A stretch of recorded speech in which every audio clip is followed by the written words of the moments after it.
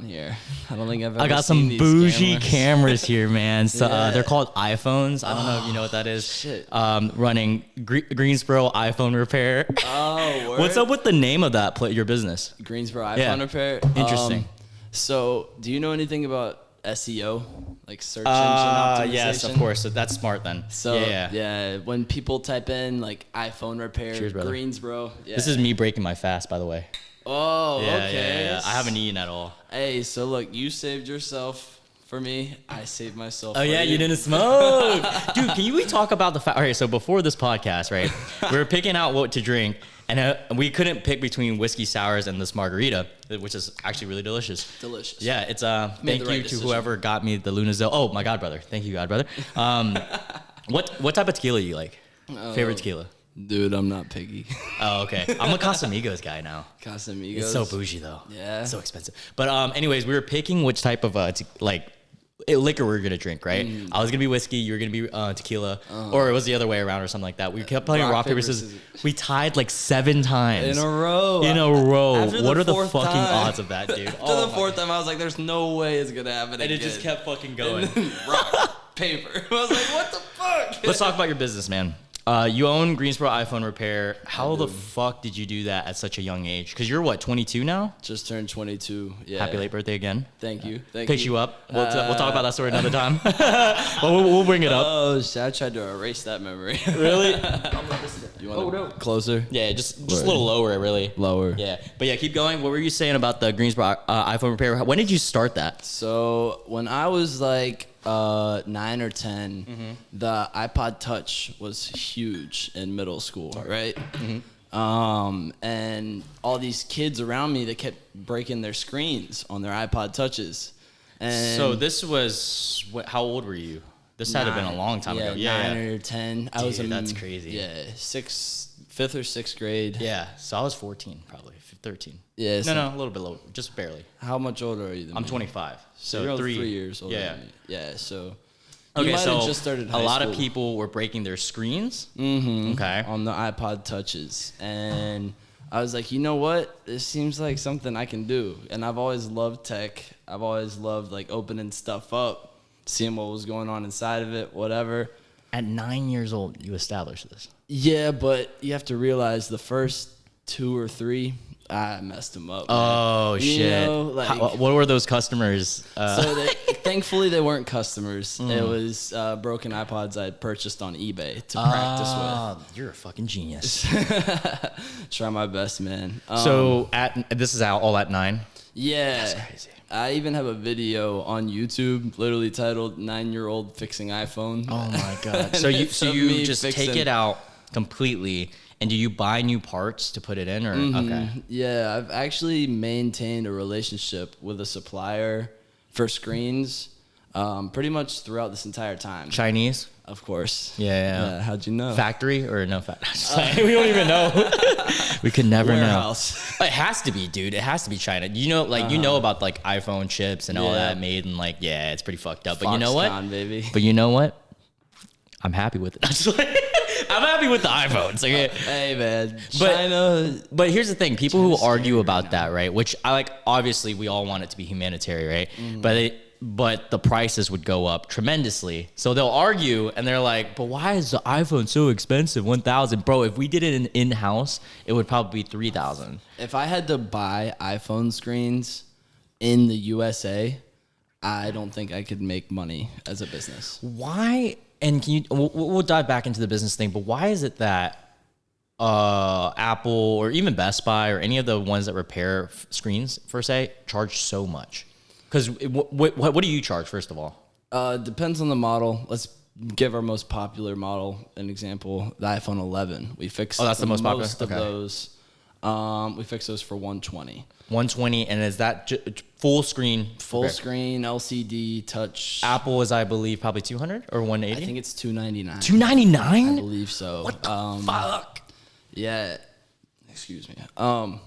Yeah, so they charge a lot because they're under contract. It's this thing Right. called Apple Certified Self-Repair Program. Okay. And by being a part of that program, you get put on a list made by Apple.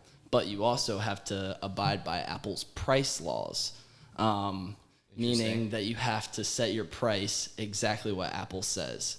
To be certified. Yes. And they set that price because they don't want you to fix the new or your old phone. Yeah, you want to buy a new one. They want you to purchase a new one. Dude, sometimes it's time. insane because fixing a whole nother phone might be the same price as just buying the same model's new phone. And that's happened to me before. If you go to the Apple store, yes. If you go to Apple Store, yes. Or even in Best Buy, which is Best Buy connected. But, yeah, Best Buy is under that self-service repair program. Geek so Squad they have shit. they have to abide by Apple's rules. Yeah. Whereas I'm able to get third-party screens from China, like we were talking about. China. The Chinese. The Chinese people, okay? And, oh, man, I love them. Thank God for Chinese. Right? I know, right? I'm part Chinese, so I get to say this shit. But so wait. So let's run this up. I'm not, but I still love them. So I can say love, right? Yeah, you can say that. Let's run it. So you're 9 years old. You find out that you want to repair this shit. You buy all these parts, eBay, all that stuff. And at what point were you like, okay, this can be a business? When I created a website, I was about 14. Okay. So like 7th grade. Okay. So 17, I was playing RuneScape. Okay. I'm trying to like visualize where I'm at in my life. Where you're doing business shit, I'm just playing RuneScape or Skyrim. Yeah, continue. Something like that. And I had, I still have the best partner ever. With web design. So I also own a web design firm now. I saw that with your link in your Instagram bio. Yeah. I didn't look into it, but Greensboro web developer. We have about 20 monthly clients, and it's always building. Oh, fucking sick. So you design websites with that one? Yeah. Okay. And we do like SEO, search engine optimization. How much do you charge for that? Sorry, we'll go back. I'm just curious. Really depends. It depends a lot. So like, let's say if I have a business and I'm like, hey, I already have the web design, but I need to work on SEO. How much would you charge for that? So this is me making business on the podcast. So there's 2 different ways you can go about it, right? So there's Google My Business, and that is basically your business on Google, which you can create a local listing for free, and you can optimize that. Or you can go about it by optimizing your web page. Yeah. And usually people do a combination of both, but we sell them each as separate packages. How much is it each package? Depends on your competition, the keywords you're trying to rank for. It can be anywhere from $20 a month to thousands a month. You know, fuck, I won't pay you $1,000, but we'll talk after the podcast. We have this one restoration company who pays us like $800 a month. I'm not gonna say the name, but it's because their competition is so high. So we have to put significantly more hours. So you have to actually like physically go in, see the competition, see like, okay, how hard is this gonna be? Exactly. Look at their web pages, see. Could you give me a quote after this? I'm serious, like for my nail salons. Yeah. We'll talk. But all right, so you're 9. You discover at this. How old are you? Oh, 14. 14. You discovered the website thing, and then Google My Business page. And then you created your whole. You designed your own website. When was your first monetary deal? And how much was it for? Before the website. Oh, it was before. Okay. Yeah. So before I got into fixing phones for people, I would buy broken ones on eBay or online, and then resell, so that there was no risk for me. Like there was very little risk. There was no angry customer to come back or whatever. Right. So I would buy the broken ones, fix them, refurbish them, and then sell them for more. And I was like, okay, I can do this pretty consistently now. Okay. Time to offer it to the public. And so I made that website. I made my Google business page, and I just started going crazy. You know, making web pages for all the different services I offered, you know, getting my friends to put reviews on my Google page, things like that. Yeah, everybody does that though. Yeah, I get that. And then you're 14, that's crazy. And then so I started getting calls. Hey, can you fix my cracked screen? Blah, blah, blah. I'm like, so you're getting calls from the Google list? Yes. Wow. Because my name was Greensboro iPhone Repair on Google. So everyone was Greensboro natives that were contacting you? Yeah. Most likely? Okay. Yeah, that's what I wanted. I wanted people... And this is... You don't have a physical location yet, right? Yeah, not yet. I didn't open my physical location until 2 years ago, so 2019. The pandemic... Which is insane. The pandemic helped you were me 20. out a lot. 20. Yeah. 20. Did you and before we go to the physical location, which I do have questions about that. Yeah, there's a lot. I know. We have so much to talk about, and literally, it's what's funny is whenever I have friends on the podcast, like whenever I have someone professional or something, which you are professional, but like that I don't actually know before this. Yeah, we're professional as we're like just boozing. Yeah, it's a professionalism. Yeah. I have a bunch of topics. Literally for you, I have like 5 topics. And I'm just like, because most of the time with friends, we end up just talking about whatever, you know? But okay, so before we dive into the physical location, so you're now selling, or people are calling you up. You're 14, 15 at the time. You're getting these, where are you like located? Do people come Barnes to your parents' house? Oh, what? Barnes and Nobles, Genius. man. Genius, And they because it's loved safe, me over it's public. there. They loved me over there How? too. Why? Because anytime I would bring a customer there, They'd buy some 9 shit? times out of 10 they would buy a coffee, you know, up at that Starbucks. Oh, the Starbucks, yeah, And I they're would just sit up there in front of them and fix their phone for them. Wow, there. Yeah. You do it right there. Yeah, because it only takes me like 15, And they don't 20 care? minutes. Nah. Wow. And I did that for the longest. I would just post up at Barnes and Nobles for like 3 or 4 hours. Now- and I would just have customers coming in and out. What do you think, and I know this is a loaded question, what do you think it was about you as a child that gave you this business mindset at such a young age? Like, did you struggle with did your parents financially struggle at all? My parents never gave me money. Okay. But were they like middle class, I'm assuming? Yeah. Okay. But they just didn't give you money. Nah. And what did you... I was kind of a fuck up. What was your motivation, though? Which is crazy because you're not really a fuck up. Yeah, but they saw me as kind of a fuck up. Which is understandable, because I didn't want to follow in, you know, like the lawyer footsteps, whatever. Yeah, but you know what's crazy is, let's see. So you 14, that's 2000, like what? When you were like 2014? Yeah, You 2014. My age. Oh, is that's crazy. literally Oh, yeah, the because you're number. 2000. Yeah, exactly. So 2014, I guess, yeah, at that time, college was still like, Yeah, but I think for sure. right now it's starting to become 50-50, where like someone can just pick a trade instead, which 'Cause there's more of me coming out. exactly. You know? And I honestly think when we have kids, I want to promote that equally as much as college. I wouldn't say I want to promote one. Yeah, we're having kids together, baby. After this, once we get more tequila in us. Who's the embryo? Yeah, who's going to be the girl in this situation? Who's carrying? Who's going to be the I'm top and carrying. bottom?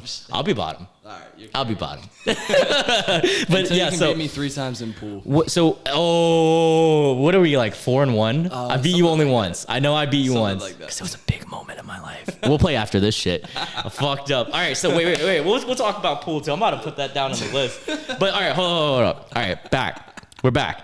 So what my so question much with you is surface area to how did you at a young age know that business side of you? Because even me, I don't think I started the business side of me till I was selling weed at I think 17.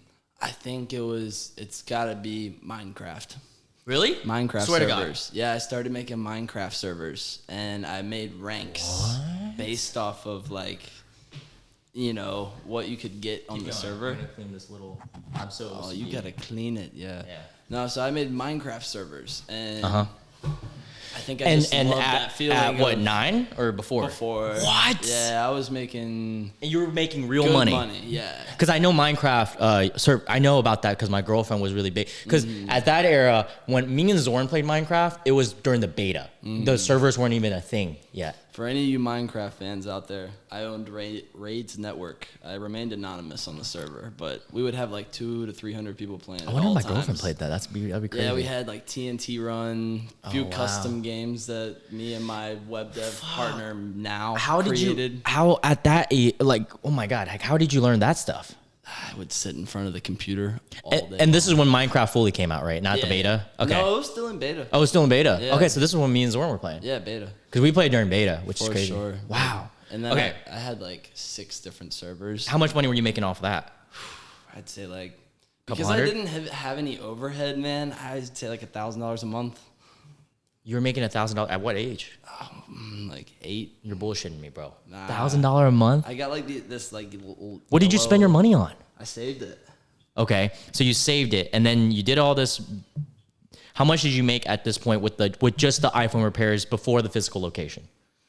Like the next 6 years. Enough to open up my physical location. So that was fully your investment, right? I didn't take out any loans, nothing, and Because that's got to be a good amount of money. We don't have to talk about actual numbers, but that's got to be a good amount of money. Yeah, even just like getting approved for a lease and your business insurance and having employees. How the fuck did you get approved at 20? With all this stuff, because I think bank statements, they speak for themselves, you know. Wow, that's impressive. That's like I feel like you at your young age, if not equal, might be even higher than me in the business mindset of things, or in different pedigrees. Like you open your own physical location. I have my shit, but it's mainly with my sister. Like she was the one that started it all, and I just help, kind of thing. It's insane to think that at such a young age you've established so much. Like I remember when I first met you, it was College Hill. You were fucked up. You don't remember the shit, but I met you.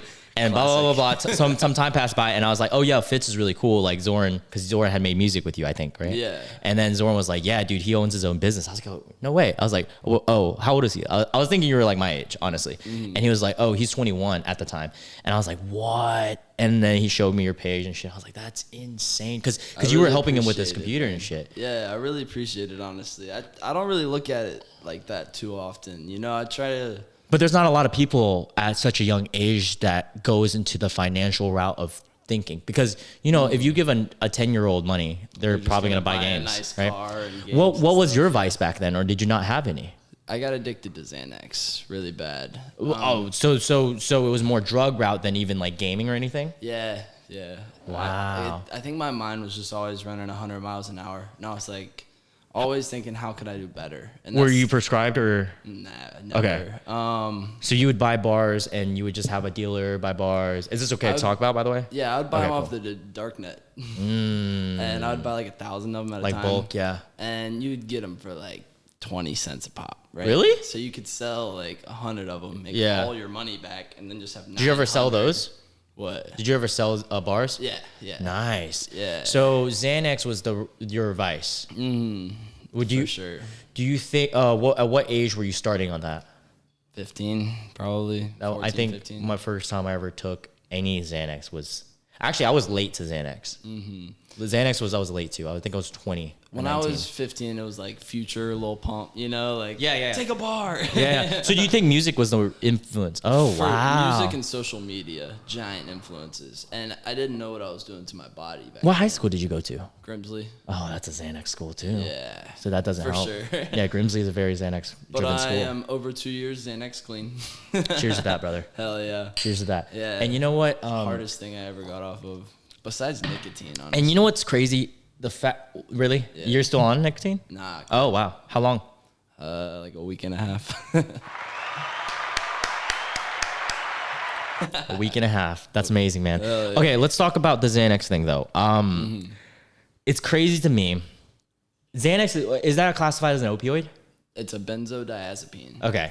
Meant to treat anxiety. Okay, I think it's insane that I know they're cracking down on it now, but back then there was so much They would just pushing it. Yeah. pass it out. And I know you went the dark web route, but a lot of kids would just get prescribed, and not just kids, adults, everything. And my mom was prescribed it at the time. So, you know, it's like Damn. And like, I get it. Some people really do need it, but my experience with Xanax, dude. I don't think any teenager needs it though. Dude, I have a really I think I'm going to get, not canceled, but I'm going to get a lot of shit for this. I don't think until maybe 16, 18, anyone should be medicated unless it's very severe. Very severe. On anything. And I'm agree. going to say, and 80, Adderall as well. And Adderall is the big one. That can make someone who before had such an insane soul and such a good life. Yeah. It can bring them to such a level of lifelessness that I've seen. And it's something about me. I don't know if it's the way that my parents raised me, being old fashioned, because they're really old fashioned, like to the point where like they got mad as fuck to me when they caught me smoking weed and shit, right? But like Belts?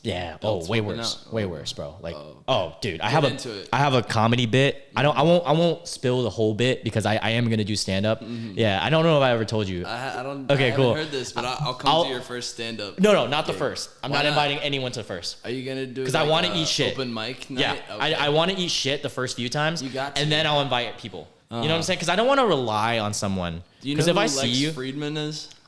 dude, I feel like we're the same people, but you're just like a more like Xanax driven version of me. No more But Xanax. younger.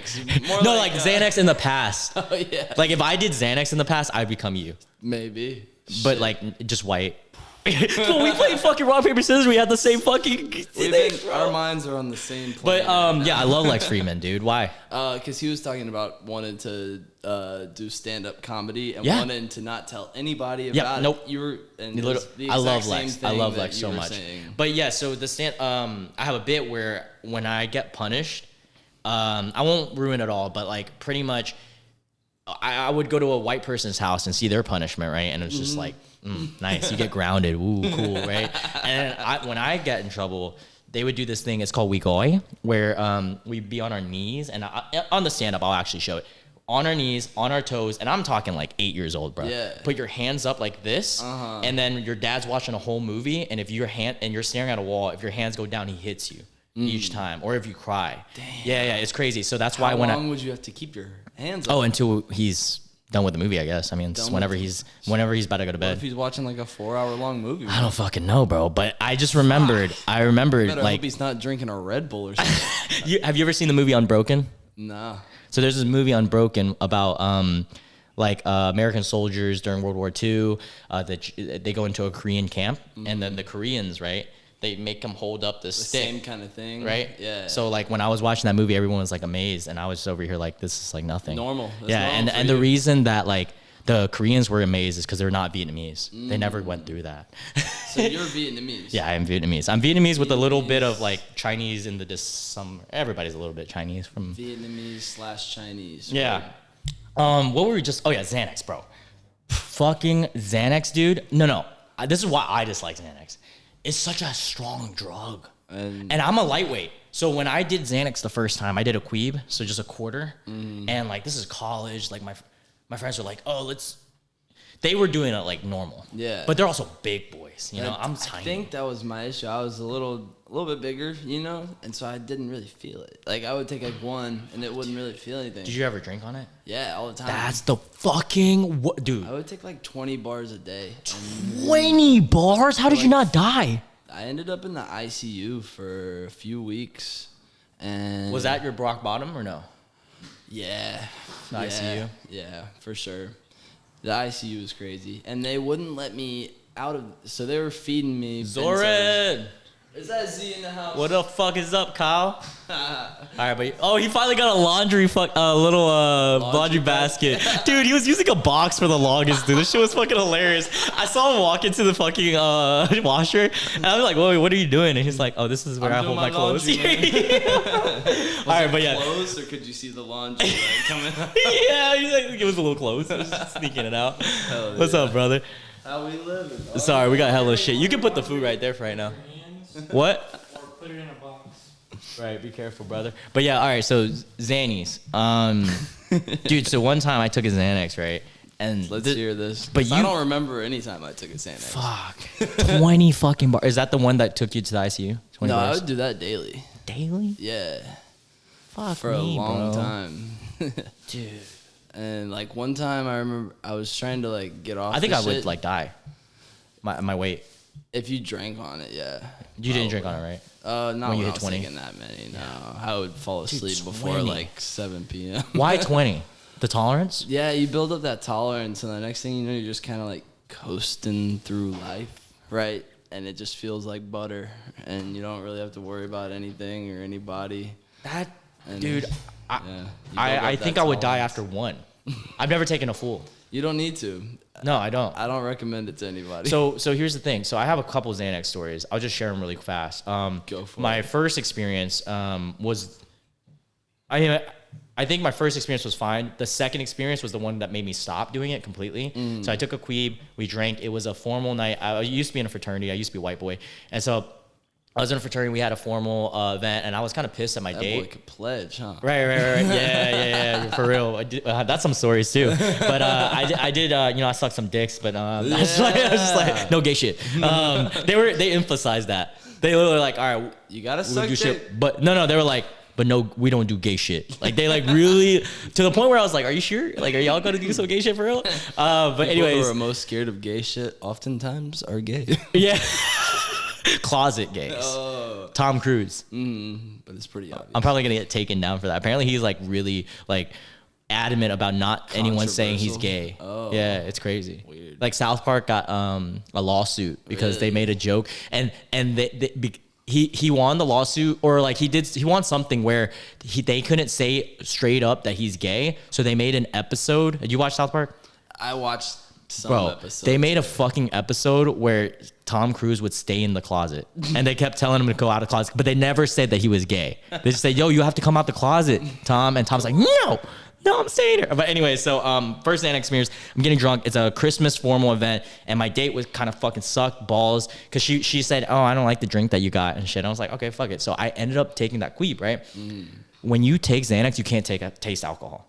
No. So I finished, I'd say 3/4 of a fifth. Yeah. And that's already a lot for me if I wasn't on it. Yeah. So you don't feel it, you don't taste it. It just makes your life a little bit. Everything was numb. Right, and I don't remember anything, but I remember pictures, and I was like dancing, and I almost remember pictures, or you saw? All right, I saw pictures. The next day? Someone said that I almost punched the hole in up the beach house, like the fraternity beach house, and that would have been bad because that's expensive. And when my friend came to pick me up, thank you, Nina.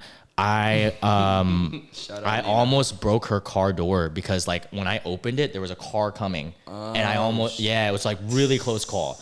And you probably weren't even thinking about it. No, I wasn't. Either, yeah. I wasn't. And the crazy thing about that trip is my friend was crying about a girl was crying about one of the guys. I don't fucking know. And I started crying. Classic. So now we're all just crying in this car. Oh. And then she hits a fucking raccoon.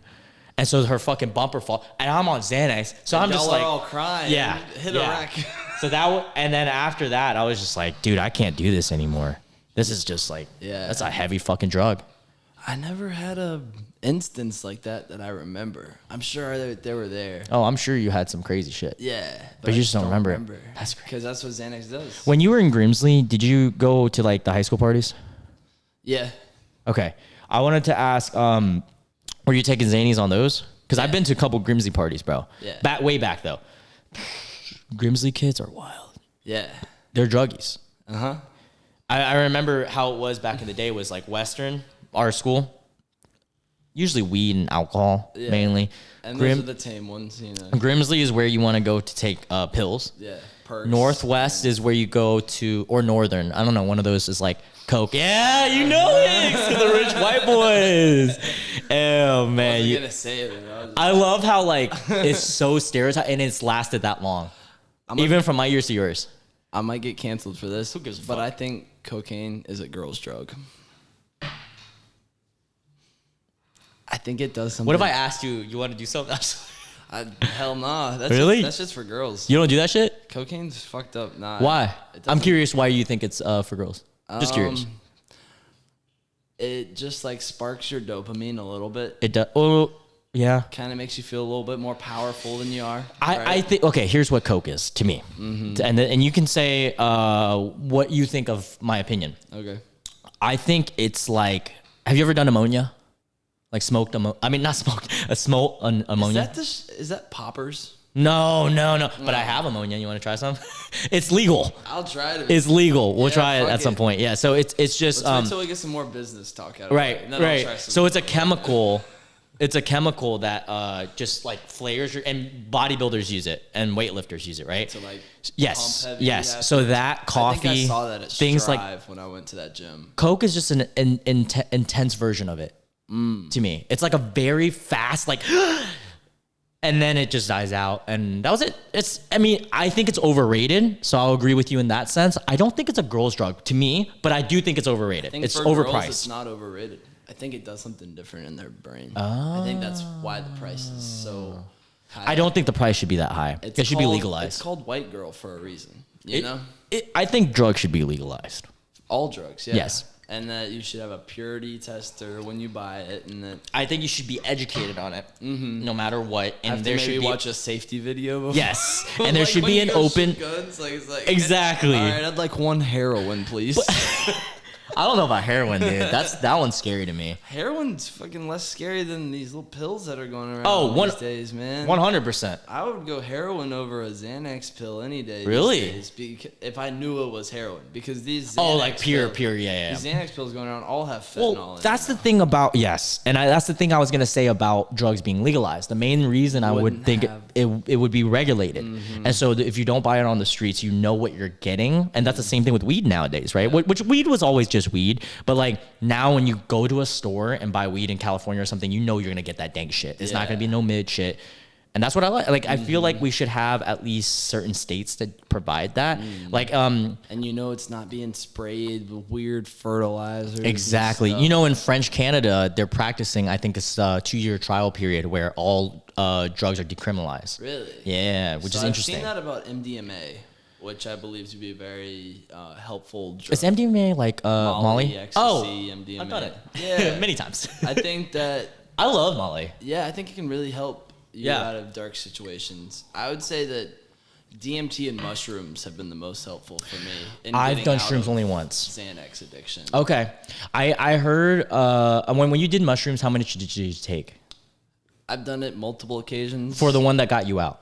Like 8 or 9 grams. Okay. See, I kind of fucked up. I heard that you need to take at least an eighth, which is like 3.5 to really like fully hallucinate and experience it. You probably don't We need split that. it. Me and Zoran, and we don't get me wrong, we got high. Yeah. But it wasn't like the spiritual. But you know what I'll say about shrooms? Were you if you outside? microdose, yes, we were outside. Okay. If you microdose, I will say, it gives you like a very like everything's happy. Yeah. Vibe. And I had a great time on it. I didn't hallucinate, but I did see certain shit wavy. Yeah. I want to do it again, and we're going to Amsterdam, and it's not Truffles. Because everyone says, mushrooms. It's not actually legalized. Mushrooms aren't. Yeah, truffles are.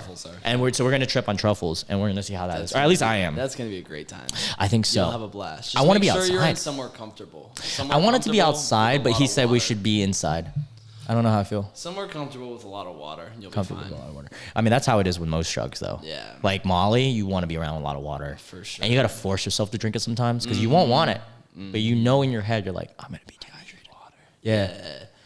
Yeah, I've been trying to, abstain from powders and pills as much as possible. Because of fentanyl? Because of fentanyl, and also just because of my past. I have an addictive tendency, so I just try to stay away. Do you think your addictive tendency, do you think addiction in general comes hereditary? Like, does it come down based on genetics, or do you think it is an environmental thing? And that's a general question. A combination of both. I think that it takes a lot of willpower and persistence to get away from it if your family's already deep into it. I agree. But it's possible, but like, let's say your family's never done drugs before in their life, and you end up like as an orphan or something getting brought up by people who are doing drugs. I think you have just as good of a chance of doing drugs. That makes a lot of sense. I think you're a product of your surroundings and the people who you surround yourself with. The way that you said, you articulated that it could be both. I think that's a lot of things. I think when people say like, are you born gay? Yeah. For instance, I think it's both. Yeah. I think you can be, but your environment might switch you, or the other way around. You're not. Or like you were talking about fraternities. Like somebody could be frat life, somebody could be exactly. I don't want to fucking touch. And you know what? Put pole, Like doing this podcast environmentally has made me more gay because you're so cute. I'm about to get a protein bar. You want one? I'm not even joking. Good escape from that You want question. Yeah, fuck it. I'll take a protein bar. Gotta get those gains right. Well, it's just first, so I don't get too hammered because I'm already kind of you're feeling buzzing? buzzed. Yeah, because I didn't eat, bro. This man didn't fucking eat before he started But also, you drinking. got to understand, I'm so little. I'm like 100 right now. I'm 145, 146 pounds. Bro, you're Everything more hits me. jacked than every. How tall are you? I'm 5'4". You're more jacked than any person I met under 5'6". I'm dead. But the fraternity thing is honest. This is my first time trying this, so we'll see. But it's an honest thing because Zoran isn't a fraternity boy, but because of his influence, he rushed. Really? He rushed a fraternity in UNCG. No way. Yeah, way back. He never joined. I didn't even know you that. would have never guessed. I'm learning new things. You would on have. this And sometimes I podcast. meet people now, and I tell them stories about me being in a fraternity. Wouldn't believe it. They're just like, really? Gas. Look at this guy. This is how you get big boys. Well, dude, I'm already growing. Shit.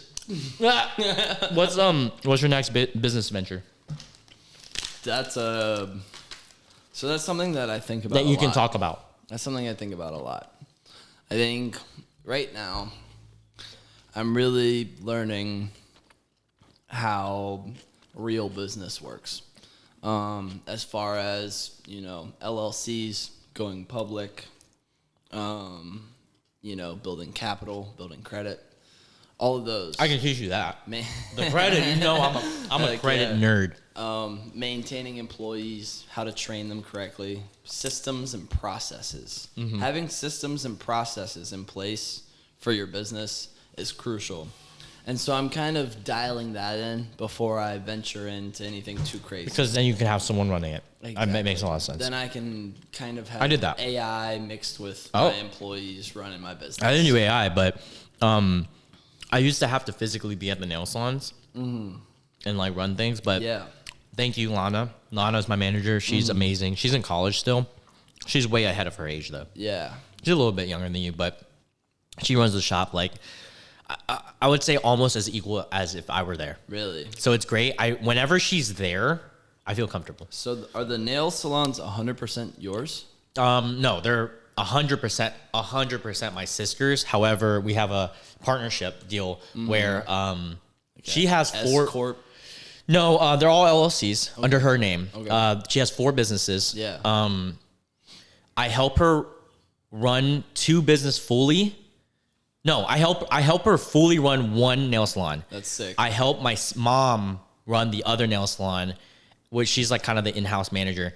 I help the managers of the 3rd business, which is a waxing studio, with just small stuff if they ever need small stuff. And then her main business, which is she teaches, I teach too at it. So I wouldn't say I own a percentage, but she gives me a fat bonus and a salary and stuff like that. Nice. Yeah. So it's nice. It's like I pay. And the thing about working in the position that I work in that I enjoyed so much is, you probably don't even have this experience because you worked as business. So, as your own for so long, but I worked for other people.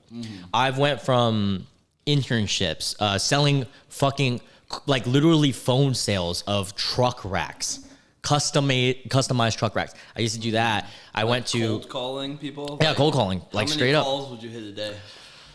30 to 50, dude. Damn. Yeah, no, just knocking them out. But you know what? It taught me how to do phone calls. So like everything teaches me something. That's how I got the majority of my first customers for my web design. Oh, business. phone calls. Yeah, That's amazing. Cold calling. Yeah, it is what it is, man. It's hard work. Oh, it's a grind, and It trains your it does, voice, and it trains man. you talking in general, Oh, right? man. Like your I ability. can talk to anyone now. I know you can, and that's why I gravitated towards you because I feel, and I've always felt this way when I met you. I was like, he's a lot like me in a different way. Like you're a different form. Like you seen Spider? Have you seen the newest Spider-Man? Into the Spider-Verse. No, but that one's a good one too. You know how there's a seen bunch that of Spider-Mans and Yeah. they're all like different. That's how we are. Yeah, I feel like sure. we're in that sense. And Our charisma. exactly. And so when I did cold calling, I worked insurance. I worked at McDonald's when I was 17. Like I did a lot of way. different. Yeah. I did a lot of different like trades and jobs. And the thing about working in your position, in what you're striving towards, which is what kind of where I am right now. I have someone running the shop. It's my sister and I's shop, but I have someone running it, and I get money as long as I make sure everything's running well. Everything's straight. Yes. Yep. And what that allows me is I can do other shit, Freedom. other ventures, and that's the podcast, the YouTube, the Instagram, even traveling, just like shit like that. Like that allows you the freedom. Let me ask you this question. Yes. If you are there at the nail salons, Mm-hmm. though, do they profit more? Answer honestly. Probably, if I'm being 100%, not much more. Not much more? Not Really? much more because Lana, I have trained. She has worked there for long enough as just a receptionist before I promoted her, because I promoted in-house. She worked as a receptionist for a whole year, and then I was like, you know what, and I slowly trained her to do what I did. Do exactly what you do. Yeah. Pretty much. I still do I still do payroll, but she does everything else. I trust her enough to run it at a 90 to 95% of what I would run. So you know what? Money is important, but time is important. So like time is more important. That 5-10% that I could have extra profit is nowhere close to just having Lana run it, and I can do other shit. Yeah. That's where I'm trying to get with my store in Greensboro now. How many employees do you have? I have 3. Okay. Which is crazy because they're older than you. Or 1 or 2 are. 2 of them are older. Which is insane because that's how it is for me running the my Burlington nail salon. Everyone's older. I try not to bring up age when I'm there. You know, it's all just respect. We all just respect each other. That is how it is. But do you notice as someone younger? Because I feel this way. Whenever you do have to make a hard call, it's always a little bit more like, no, because I'm the expert in the business. Wow. You know, like they know I know significantly. Maybe it's an more. Asian thing. But do they know that you know significantly more? No, it's more of the fact that they know my family and they like grew up with me and shit. It turns into a family thing real quick. I'm so sorry. That's exactly how it goes. Whoops. Yeah. Have you had to fire many people? No, thankfully. Thank God. I pretty much just run it like a retail, whereas like if I don't really want someone there, I'll start just putting them on the schedule. We've done that before. Until they kind of like leave, and we've done that before. Yeah, it's a way easier way to. It is way easier, but there's those few people who are like, yeah, okay. They just stick around. I haven't ran into that yet. I've had that. But if I do run into that, I could do it. You know. Their first one's always the worst. Yeah. I've fired 6 people now in my 3 years. How many employees do the nail salons have a piece? One has 9. One has 11 or 12. The waxing studio, which I don't really run, has like 7. 11 or 12. Wow. So they're doing like full-time business. Mm-hmm. They've got people in there all day long. Yeah. And like the amazing thing, my workers are so great, especially like Greensboro, because Greensboro's the one I really watch. Hey, shout out our workers. Dude, I love my employees. Dude, Greensboro, I don't have to do anything. Like most of the time, they all know how to handle their own clients. Mm-hmm. So it's just like what I have to do is make sure they get paid and make sure that there are the occasional bitch clients, and that's what I have to deal with. Have you ever had a shit client? Like a fucking dick or bitch? So you have to realize iPhone repair only takes about 30 minutes, right? Which is amazing. So We're cranking out. Yo, that's bullshit then, Best Buy. Why the fuck did you make me wait overnight? All right, continue.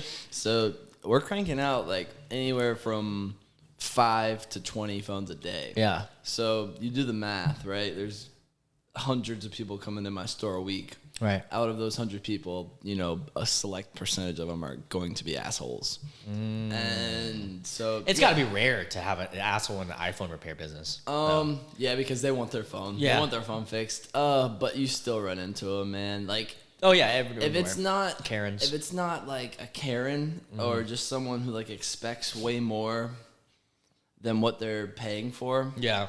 It's gonna be someone who thinks that they're more entitled than someone else. I fucking hate entitlement, bro. And it's like, well, you can't do mine first, even if I pay you more. I'm like, no, there's a line, bro, I fucking hate those clients. I do too. There's this one lady who came in my nail salon. I wasn't even there, but I had to deal with her after. Mm-hmm. She came in, and I saw her on the cameras. She came in, and she's obviously she's of a lower class because of the way that she reacted off of this. She said that, hey, I'm moving to blah, blah, blah, blah, blah. I won't be here anymore because of the death of a family or something like that. And then she was like, can I get a refund on this gift card that I was gifted from someone? It says on the gift card, there's no refunds. But we respected the manager at the time, which I will admit, the manager I had at the time, which was a different manager, he didn't know how to handle situations like that as well as the one I have now. That's a tough situation to handle. They got to really know how to diffuse it, And, he did what he could, but she slams the gift card like loud, like screams. I can only imagine. And my salon's pretty big. Yeah. All the clients hearing this, and then she's like, blah blah blah, and then she like leaves, and then I called her and I told, and I was like, you know what, bro, if it's that serious, I can give you the refund, but she never responded, and then she ended up coming back and using it. Yeah, which is like, really? Yeah, she never fucking moved. Came back and used the salon gift card to get a service. So I was just kind of like, okay, interesting. Kid people, man. Oh man, I feel like what helped me out a lot were those years in between, fixing phones and then actually running it, and then opening up my store. Because what a lot of people don't know is I worked at You Break I Fix for about 6 months. I know that place. Yeah, so I know exactly where there for about 6 months before I opened up my shop. Interesting. And I pretty much learned, how to deal with problem customers when they come in, and Wait, so you were working under someone else? Yeah. For a small period. For 6 months, yeah. Okay. And I hated it. Absolutely hated it. Working for someone sucks. And I started writing down the amounts on like a little note sheet, and I was seeing how much profit the owner was making off of me. Yeah. And I was like, fuck this. Yep. I'm just going to Were you getting paid hourly? Yes. Okay, so that's where our businesses differ. Because my business, they're getting paid commission. So what I have one employee who I pay commission because he does specialized repairs. Exactly. Perfect. And those employees, it's like they're running their own business. Mm-hmm. So me as an owner for a nail salon, I don't really have to fucking crack down on anything because you're getting money based on how much you do. Yeah. All I have to do is make sure everyone's happy. Yeah. And that's it. And so that's the difference between hourly and your other ones are hourly. But as long as you treat them well, who the fuck cares? Yeah. And hourly does work well when there's slow weeks because then they're not getting paid less and they're okay with it. They're happy with it. And that's the crazy thing with iPhone repairman is 1 week we'll have 5 phones a day for the entire week, and then next week we'll have 20 a day. And I'll be in the shop with grinding. my employee and we're just whipping them okay, up. let's talk about this shit, bro. Credit. Did you sign up for a credit card yet? Oh yeah. Which one did you get? I've got 2 now. I've got let me hear 'em. So I'm with First Citizens Bank. So you got the bank card. What is it benefits? Cash back. How much percent? Dude, I don't even know. I got the first one I could. So that was way back. My credit score is really, really low right now. I just started. Oh, because of your business. I had an ambulance ride on my credit for 4 years, and I didn't know. What can I ask you what range it's in? How much it was? Yeah, no, your credit score. Range. What was it, or what is it now? What was it? It was in the mid 400s. Wow. And now it's up in the which is crazy for a business owner. Yeah. Well, you gotta understand, I was 20 when I opened up my business. Yeah, nobody told me about credit. Of course, I didn't have anybody. And that's what's fucked up about America. They're never gonna teach you that shit. They school you. Even in college, they never taught me. Taxes. And I'm in fucking college, actual school. They never taught me credit. They taught me taxes. They did teach me taxes. Okay. They taught me some stocks, but it was so bare minimum. And I learned way more on YouTube. Analysis. Yep, I learned more from watching Graham Stephan and Meet Kevin. YouTubers, and then this is one other guy. Max Maher is my favorite for is he crypto stuff. Oh, I don't know him then. I'm not a crypto guy, dude. I have crypto. Don't get me wrong, but I'm not bullish. I'm kind of in the middle, just speculating. The only reason I'm bullish is because I've had Bitcoin since it was worth under $1. That's insane. That's insane. I've got a picture of me when I was. Did you ever sell? 14, gambling with 14,000 Bitcoin. Did you ever It sell? was only worth that was $100 at the time. Did you sell? Did I sell my Bitcoin? Yeah. Yeah. But most do. But hear this story. Okay. So I lost it. I had a laptop that I had my wallet on. Oh, fucking no.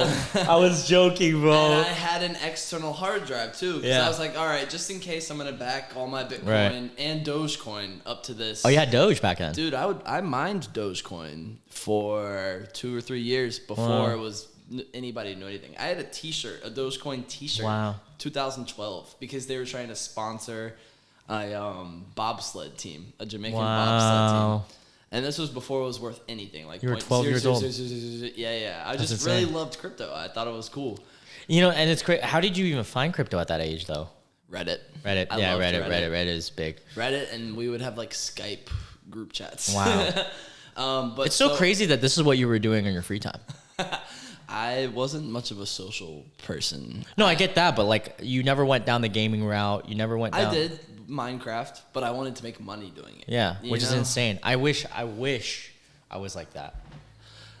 There's so many wishes. It took me so long. But there's Of course. You know? Of course. And that's with anyone listening to this. Like if you're a person out there like, oh my God, these guys are doing it at such a blah blah blah blah age, you can do it whenever. Yeah, you can. I believe that you can change your life around even if you're 90. My last podcast before this, Travis Yee, a great guy. He started singing country music at like 28, 30, and now he's got 1 million on TikTok, got 40,000 and 20,000 on YouTube. Like just show. yeah. I mean, you can come with any age. Too late. Yeah. You just have to stay persistent, and then Yes. one thing will hit. And there is a grind, but it might be worth it. So how You gotta grind. Yeah, and I tell a lot of people like you got to view life as a video game. You got to see like, okay, if I hit this checkpoint, that's a level. Like I'm hitting another level because I loved grinding games. Like even now to this day, he bought me a Switch, Zoran, for my birthday. Thank you so much, Zoran. I play this game called Stardew Valley, and it's like you're leveling up. It's a grinder. Yeah. I love grinding games, and so I think life like that.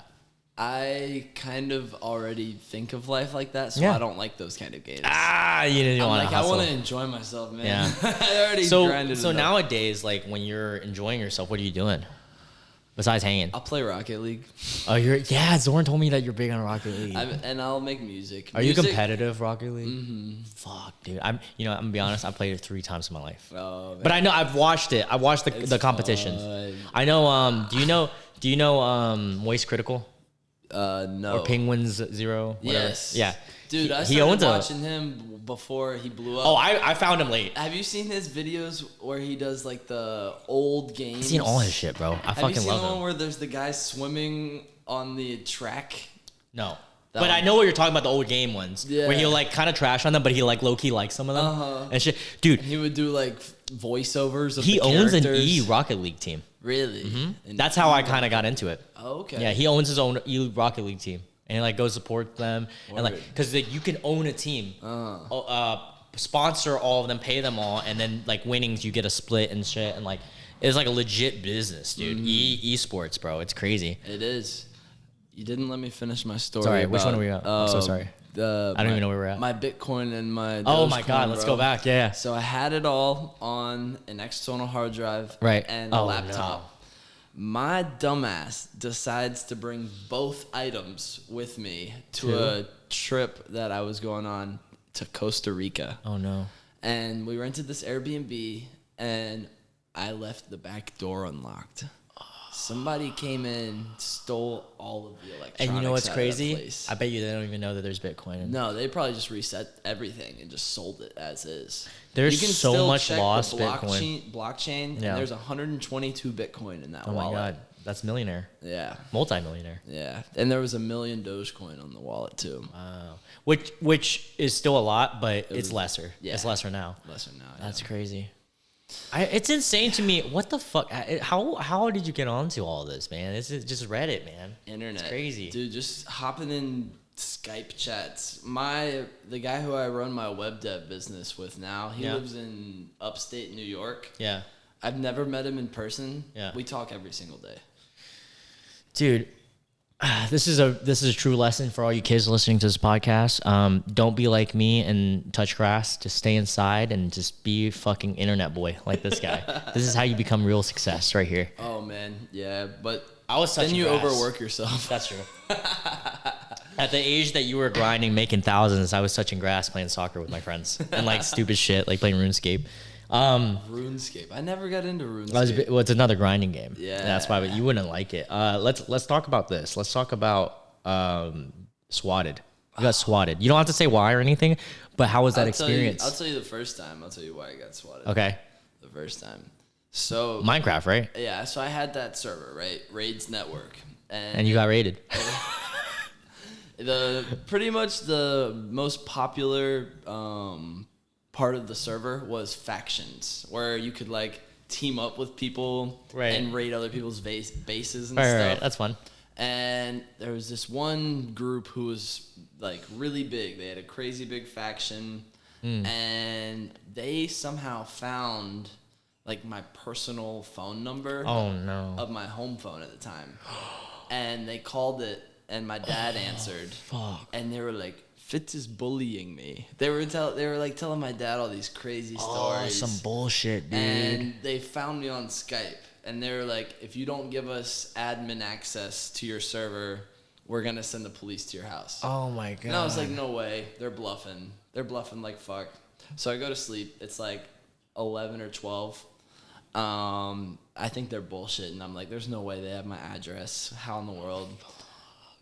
5 a.m. comes around. 5 a.m.? I hear this loud, like, Oh, they didn't even knock? No knocks. What the fuck? They kicked the door open. What are you, Osama bin Laden? They kicked the door open where my sister's bunny was.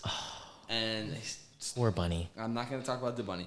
But, yeah, so they come in, you know, Guns, flashlights, full guns shit, all up. My dad walks down. And you're like, what, just 14? His boxers. How old are you? 12 to 14, something like that. And your dad's in your boxers. And then his what dad's happened? in his boxers, and he walks down the stairs, and like 10 police officers are like, get on the ground, get on the ground. And my dad's like, he doesn't know what's going on. And the police are like, show us the basement, show us the basement. Apparently, these people had called the police on like a VoIP line, which is like a private line, voice over IP. Okay. And they basically said that the whole house was on fire. People were being held hostage in the basement. There was kids hiding under the bed. How dumb do you think they felt? Who? The fucking police? SWAT team, yeah, motherfucker. You know, they said it wasn't the first time that they had experienced it. Yeah. And they probably experience it more and more Now. these days. Oh, 100%. I hear stories about that shit all the time. Yeah, but that was that feeling that I could actually like cause harm to my family. Yeah. Oh, just by doing things on the internet. Yeah. Was really scary. How pissed were your parents? Very. Yeah. Yeah. You were young. Yeah, they were very mad. Because they didn't understand it either. They didn't really know what was going on. Yeah. Like, did you explain it ever? I tried to, to the best of my abilities. But how can I explain? Somebody wants my server and blah, blah. That's fucking crazy, bro. I can't believe that. And you got swatted, what, 3 times total? Yeah.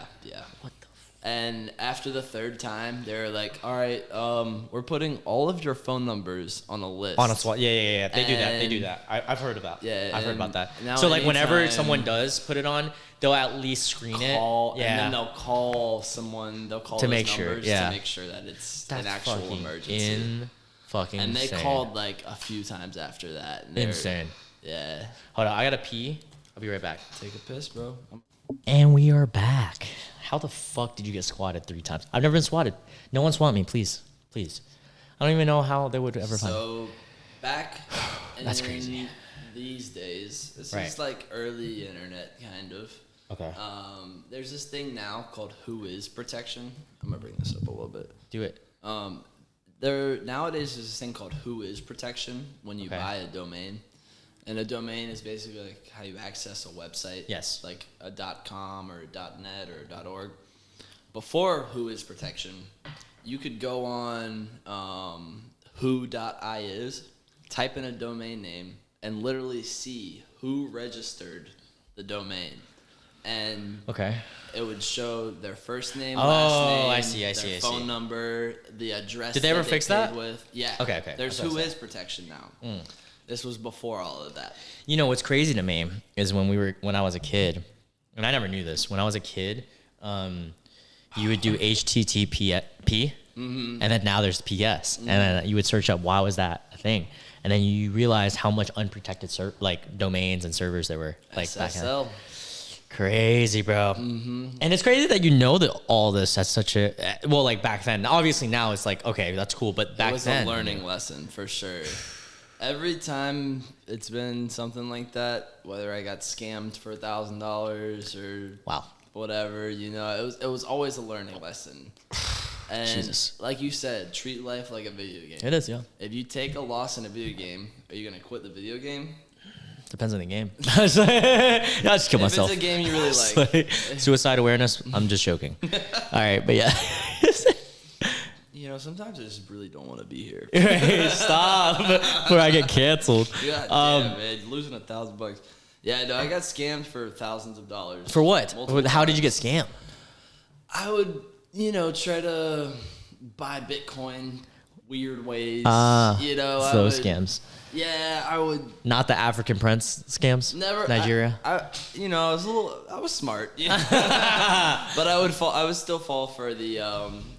I have a lot of reputation on this forum. So, well, it's easier for you to fall into it at that age because one, you're young, but two, you're also so deep in the web. And you couldn't interweb. just buy Bitcoin like you can now. That's true. Now you can just hop on an app and buy Bitcoin. Before I would have to meet up with someone locally. Oh, wow. Hand them money. But how did you speculate at such a young age that Bitcoin would be anything? I didn't think it would be anywhere near what it is today. But what did you think it was gonna be like? I just thought it was some cool internet currency. Okay. I was like, oh shit. But what could you get back in the day like that? Just dark web stuff?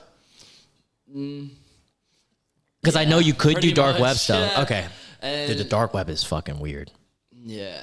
It's so crazy to me that it's no because I learned about it in college. I learned about it late. But DPR, Dread Pirate Roberts, owner of Silk Road. Yes, I know Silk Road. I didn't know the owner, but I know Silk Road. There's a pretty big backstory on that guy, and he was doing it immaculately until he decided to get into the world of hiring hits. Which I don't I know about that. I know about that. Well, the thing about the dark web that's so interesting to me, and you can watch documentaries on it, you can watch YouTube videos on it, but the internet that we use, the common person uses, like my mom or my sister, is probably 0.05. No, I wouldn't say 0.05, maybe 0.5% of what's actually out there. I wouldn't even say that. Really less? Really? 1%. Okay, I haven't been as deep as you. Facebook, Instagram, Twitter, those are all the HTTPS. HTTPS. All the websites I make are HTTPS. I know. I'm saying all that is you think it's 0.000? Because I know dark web does go very deep. See, even dark web is HTTPS. Wow, really? Yeah. The only time I ever went was in college. My friend would go. I wouldn't even go. He went on and he would go through Onion. Yeah. Torrent. .onion. Yeah, whatever. Browser. That. And we would get bullshit stuff. He got bananakins off of it. You know what bananakins is? K-pens? K-pens, but they taste like banana candies. Fucking dangerous. Yeah, I bet. Because way back in the day, they used to make bananakins for kids that needed Really? K-pens. This is way back because it was a way that kids would take it voluntarily because it tasted good. And then they stopped production, obvious reasons, way too addictive. And then, but on the deep web, there's still people who know how to make it. Yeah. So we got that, and then we also got Yu-Gi-Oh cards, which is the dumbest thing. Yeah, because it's so cheap. Yeah, we just got a bundle of Yu-Gi-Oh cards. Dude, I would buy acid off the darknet. That makes sense. A lot of the drug dealers do get stuff off the dark web. Dude, we would get a couple sheets of acid, and we would just have an acid party. I'm scared of acid for a few days. I'm scared. Yeah, bro. I'm scared. Girls would Never done it. lock themselves in closets and stuff. I am terrified of acid, bro. I'm terrified of acid because I don't see the thing about you would lock yourself in a closet. I don't know what I'd do. Dude, I don't know what I do, bro, because I'm such a control freak. So a lot of the drugs there's no control on acid. A lot of the drugs that I choose to do are things that you can't control yourself, with an exception of alcohol. But I don't ever get blackout. Yeah. I do, but special occasion. Special occasion. For instance, karaoke night. Yeah, exactly. Hey, you were there once. Cocaine, for instance, I can control myself to the most. I don't do enough to where I'm I want to punch something. Not like that. The issue with cocaine now, man. Even Molly. There's fucking fentanyl in it. Yeah, you're right. The guy that I get it from, he does his own. That's what everyone says. That's true, but I know this guy. And I know this guy. If you do it enough, you'll build that tolerance up to fentanyl as well. That's true. I don't do it that much, though. Realistically, you're supposed to test, at least 10 different spots in the bag. Interesting. For fentanyl, to make sure there's no hot spots or anything like that. I've done coke less than both of our hands combined. Okay. Probably. Maybe at around that. then I wouldn't recommend doing it anymore. You're right. It's very a laceable drug. Just let the girls do it, you know? I think it's so funny you think that's a girl's drug, bro. I'm a girl, though. It's okay. Ketamine is for men. Fuck you. You want me to, like, fucking go to the ICU for real? Yeah, me too, fucked up. There is a prescribed ketamine, though. Yeah, which is crazy. That. You have to be like really like fucked. PTSD patients and stuff. Yeah, I've seen that. But the problem with that I've heard is it is so highly addictive that they do get deep into it. And then in order to get out of ketamine, you have to do a lesser drug that is in the same category. That's with a lot of drugs, though. Nitrous oxide. I don't know. Have you ever done a whip it? Yeah. Never done it. I would slam like 100 of them a day. What the fuck? When I was how's your brain not fried? Dude, a lot of people ask me that question, and I think you know what it was? B12. You know what it is? What? Oh, vitamin B12. You were born to be Elon Musk, but because you did all that, you're now still a great man. That attests to if you didn't do Xanax, and you would have been the guy who built Tesla. I'm just saying. I think I was too smart for my own good. I think I had to get dumbed down a little bit so you could socialize with me, like idiots so like I could me. Socialize in general, honestly. Honestly, like I was a pretty recluse person. Wow. Before I touched drugs. Wow. And I wouldn't. And then you got dumb. Yeah. And then I kind of like fell down with the rest of the population. You know what's a drug I did by accident? Bath salts. Bath salts. You did it on accident? Yeah. So talk about being laced, right? So coke that was laced. No, it wasn't even coke. Molly, powder form. See, that's why I do pill. No, I only do pill. Nah, you just region test it, bro. What's that? I don't even know what that fuck that is. See, this is why this needs to go public. If you just Google Marquis region tester, it'll turn dark purple or black if it's really Molly. But what do you put it on? Like what? You just take water? a little piece of your tablet and you drip this Marquis. Oh, you gotta buy it. Tester. Okay. Yeah, it's cheap as fuck though. You can get it for free from some Canada websites. Oh wow. Yeah. I need that. Well, I don't do Molly regularly. But still, I've done it like twice, 3 times. It's good to have, even if someone's like, "Yo, I'm about to do Molly." If I ever do it, I would contact you to find out where I keep fentanyl test strips in my car just for when people are like. Wait, how do you test for fentanyl? You literally just put a little, like you take a glass like this, fill it up with water to like right there, put a little bit of your substance in, and drop the stick in. It's like a urine test. Where do you buy that? So you can get them for free from a lot of these Canadian websites, man. Can you give me some? Yes. Just like 2. I will give 2. If anybody asks, I will give you infinite fentanyl test strips. I want you to save your life. Yeah, you don't want to be a Mac Miller, R.I.P. No, that's and he died from fentanyl laced cocaine. Yep. So it's just like sad, bro. That's why I don't touch it anymore. But people who do strongly recommend testing everything and testing it at least in a couple different spots to make sure you don't have a hot spot. Well, shit, dude. That's you're opening my third eye to that. I was gonna say my bath salt thing. So I was gonna talk about my bath salts. first time I ever did Molly. I've talked about this before, I think, on the podcast. But first time I ever did Molly, I'll speed through it. First time I ever did Molly was a Tesla pill. Amazing trip. Jason Derulo concert. Didn't even listen to Jason Derulo. We just left and we just like did our own thing. Nice. I got free tickets. Yeah. It was in Wilmington. Trip with my homie. We had a great time. And then the second time was also really great. And then the third time, a buddy of mine in the fraternity, crazy motherfucker, comes in my house. He's like, yo, Lou. He's an aggressive motherfucker. He's like, Lou, we got a function tonight. Do you want? Yeah, no, seriously, like. He looks like Luke Kuechly, like yeah. Oh yeah. No, he's like, I got a bag of Molly. You want to do some? And I was just like, I had, and granted, I had 2 great experiences before this, both on pills, and I was like, yeah, sure. So when he whips out this bag of powder, I was like, oh. What color was it? I don't even remember. But the thing is, I wasn't knowledgeable in Molly. So at the time, I was just like, oh, this is new to me because I've never done powder. I've only done pills. Yeah. And so I was like, oh, okay. And he was like, yeah, you just like rail this. And I was like, okay. So I've railed things before. So I was like, all right. So you do Molly with the homies? I only do Molly with chicks. The girls. Well, you got to understand, I'm not as cool as you. Okay. No, but we were going to a formal event, like with girls. So I railed this shit with him. It just makes me want to like hold on to a blanket and some titties, you know? Molly? Yeah. It makes me want to just do everything. Like just dance. Like I just want to like vibe. Yeah. I'm more of a, but yes, I heard that sex on it's crazy. Oh man. Never done it. I'm scared. It feels like your whole body is Does it ruin sex though? Like normal? I heard that it might. a little bit. Yeah, that's what I was saying. I'm not gonna lie. That's why I'm scared to do it. Desensitization. Exactly. Like it's such a high right way. dopamine that is that a word? Desensitization. Yeah. That I think is real. Yeah. Yeah. No, I hear that all the time. You can untrain your brain. But I'm scared of having to go through that. That's why I haven't had sex on it. But anyway, so I haven't touched Molly. So your brain needs at least 6 months, and I haven't touched it in over 6 months. So we're doing Molly and having sex or what?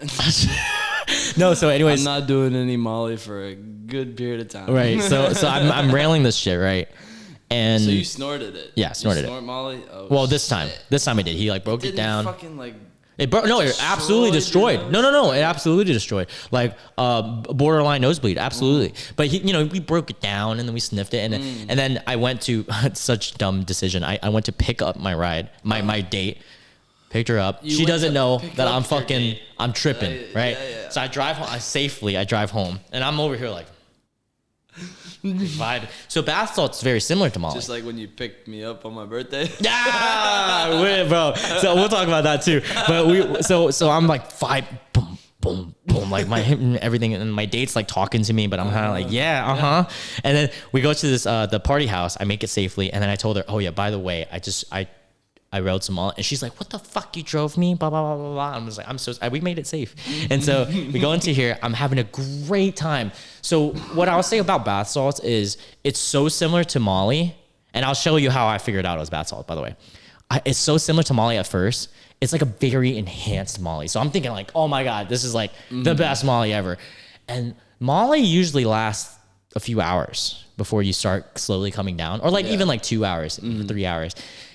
30 minutes. It was 30 minutes, and I start, and it was the come down wasn't gradual like regular Molly. It was hard. It was like depression. Like you know what that sounds like? What? Meth. Yeah, it could have been. It could have been. But I'll finish the story with after 30 minutes of dancing, I was just like, fuck, like this is not. I'm not. I told my date. I got her Uber home because I was just like sweating profusely. Yeah, I'm pretty sure. And what I'll remember is I lived close to the house that we had a party. Thank God, because I walked home, and I walked home and I sat in my room and I literally had nothing on and I was just sitting in my bed like fuck. Like I wouldn't say it was suicidal. Yeah. I wasn't that far, but it was very like all depressive thoughts. It's a good thing you didn't have a gun right beside you. Oh yeah, I would hope. Like I mean, it was never that far to where I was like, oh, I want to kill myself. It was more of like, oh fuck, what am I doing with my life? Am I doing this? And I'm just thinking like negative. And then like stayed up all night finally. So like the experience was 30 minutes to an hour. The come down was like 4 to 5 hours. I finally got to bed for maybe 3 hours. The come down lasted longer than the high. Absolutely. So I finally went to bed for a few hours, woke up the next day, felt like shit. Went on about my day, still thinking it's Molly. It was just like bad Molly or whatever, right? Yeah. My friend comes up to me the next day, the guy who did it with me, he goes, bro, the dealer I got it from, he got in trouble for selling bath salts, and we might have done it. And I was just like, that could explain why. And this, kids, is why you test your drugs. Yeah. And you know what's crazy? If I did more of it, because of how enhanced that 30 minutes was, if I did more of it, I didn't do that much. If I did more, I see why people eat people's faces off in Florida. Because it's so like imagine if you did Molly, but like times like 10 in 30 minutes though.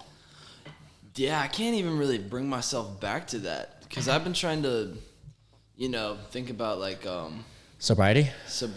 Yeah. Sobriety is great, man. Yeah, I love living life with energy every day. That's the best. Sometimes hardest, but best drug to learn to like. Yeah. Because if you to know your real self. No, but if you truly appreciate the things in life without any enhancements, you really get to prosper.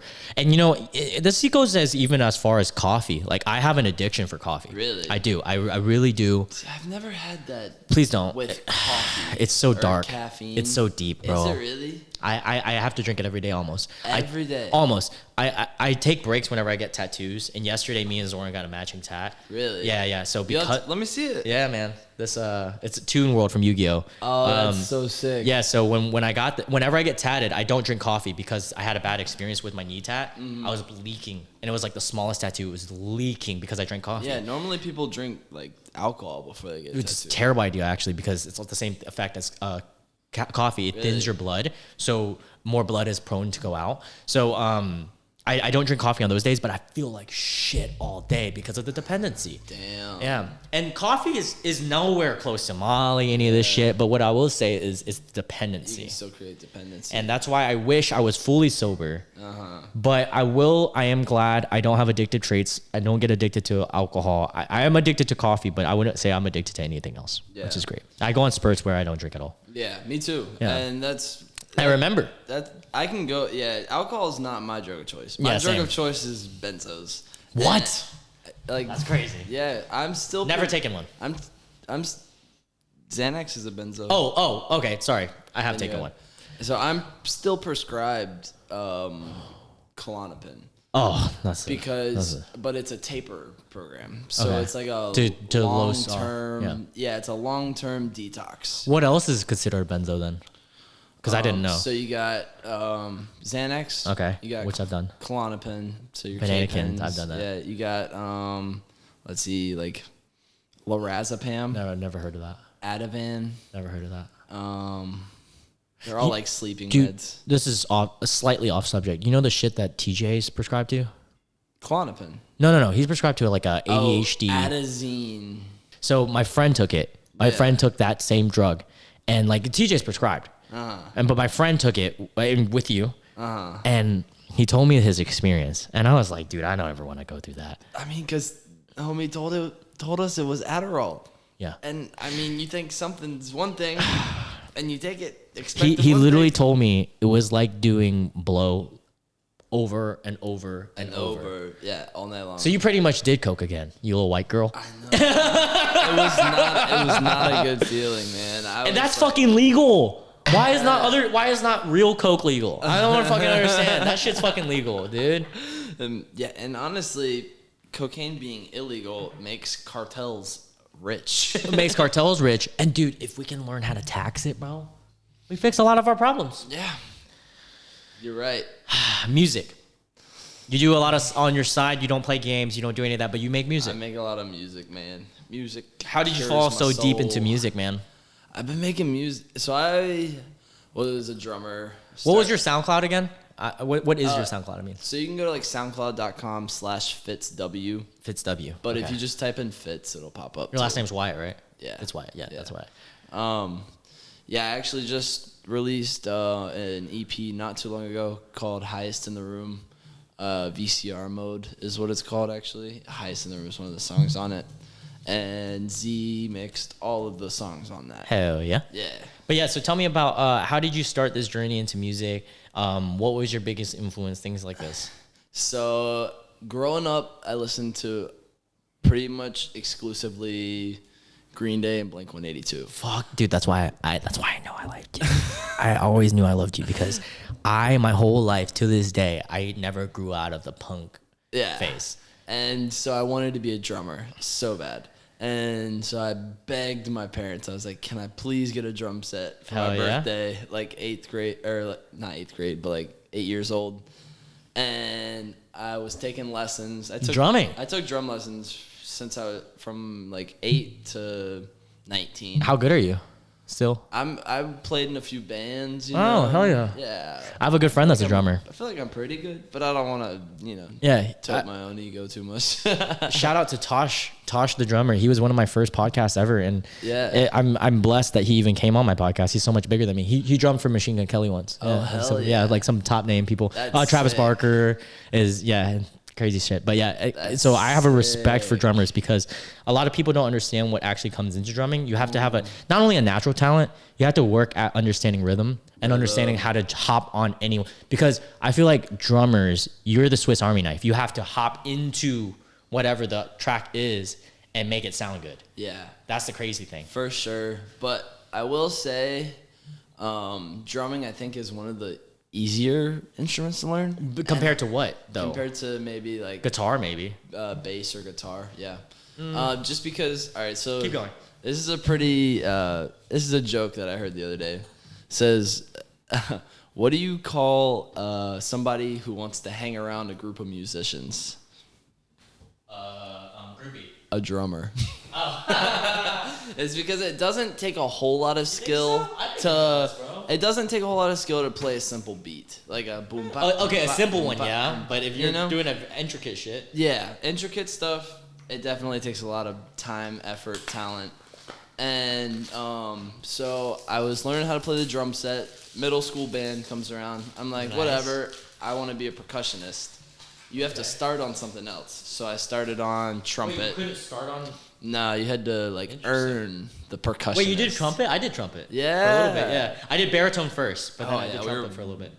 blowing on that. Dude, I brass. cheated. I cheated on everything. Yeah. Well, because I would write 1, 1, 2, 1, 3. And then I would, because I can't fully read music, but I can understand like how high and low. And I just needed to know the buttons to press. I'm not going to memorize that shit. You treated it like a video game, bro. Yeah, literally, well, just cheat codes, just fucking putting it. I'm put my cheat codes on the But yeah, sheet so music. you were in middle school band. Middle school band, and I played the trumpet. In 7th grade, I got into percussion, and I stayed that course, and I played in the Grimsley Drumline, Nice. which is pretty prestigious around Oh, really? Greensboro. Yeah, like we would play at like the A&T homecoming Oh, and stuff, fuck yeah. which was always lit. And my shtick was Glad you didn't like, get shot. Damn, bro. Bro, they had, you know how many shootings they've had? Like 2 or 3 in my lifetime. Shit, you profile it over here, man. I'm not profiling. I'm just saying it straight up, bro. They've had 2 or 3 shootings. It was lit, man. It was lit. That was really lit. I see. No, but my shtick was like I was always into flipping too, and I Okay. could do flips like in the show. No fucking like, way. While we were drumming and stuff. What? Yeah, so That's so I fucking kind of learned cool. how to be like a performer while also, are you putting 9 drops? Yeah, I in? needed it because my left eye started itching. Oh, okay. It's not for redness, it's for itch. Oh, okay. It's for redness, dude. Yeah, continue. And so I really enjoyed percussion, but I was like, there's more to this, you know? Okay. And so I downloaded Audacity on my computer. Ah, I love that shit. Free shit, bro. Free shit's the best shit. Free shit. I've never paid for a computer program in my entire life. Yeah, because you be fucking doing that fucking LimeWire BitTorrent shit. Ah, what is Pirates, man. That's too old for you. how what? it The was. Pirate Bay? Well, I know about the Pirate Bay, but I think yeah, take it. Continue. Yeah. I know. Yeah, the Pirate Bay is not too old for me though. There's this thing called, It's crazy. It's still up. BitTorrent. Yeah, I know. There's BitTorrent. this thing called BitTorrent, uTorrent, and then it was Pirates Bay. This is like how I would get like Movies. Adobe and like all the okay. free anything. Yeah. Anything on torrents. I got all of the. That's how I got into Studio Ghibli movies. Oh, I found them all on the Pirate wow. Bay. You know, I've only seen one. You've I only hate seen myself. one? I know I hate myself. Which one was it? Well, it's the classic one, fucking Spirited Away. Spirited Away? Classic, yeah. One of my favorite movies You of all gotta time. watch my favorite. I know. Which one? Howl's Moving Castle. Oh, really? That's your favorite. Zoran's is one of the other ones. Nausicaa in the Valley of the I don't remember. I need to watch them all. Yeah. They're so well made. They're on The guy HBO died, Max. Yeah. Mia. Yeah, whatever the fuck his Hayazaki. name. Yeah, I think I believe he died. Oh, I okay, so just let's hop messed back that into up music. so Let's bad. fuck it. Who cares? They're Asian. Fuck Asians, you know. All right. So, anyways, back to I love the. them, man. They give me my iPhone screens cheap. I need them. So we're back. We're back into music. So you hop. You. I downloaded Audacity. And you downloaded Audacity. Yeah, because I was like, there's got to be more to this. You know, I want to experiment with my voice a little bit. Right. You know, throw some drums down. And Oh, so you started purely with drums. yeah, so I would Okay. record live drums, throw a melody Which on is so top. hard. Yeah. It's a different talent to do live. No, I know it because I know my friends who did the live drums. And if you listen to like my earliest stuff on SoundCloud, fucking garbage. This is how it honestly Oh, doesn't not sound that bad. Okay, but it's yeah. you can definitely hear my improvement I over the see. year. But yeah, I got into making music, and I just really loved all the people that it kind of surrounded me with, and I just kind of fucking love it, bro. loved When it, did you start? yeah.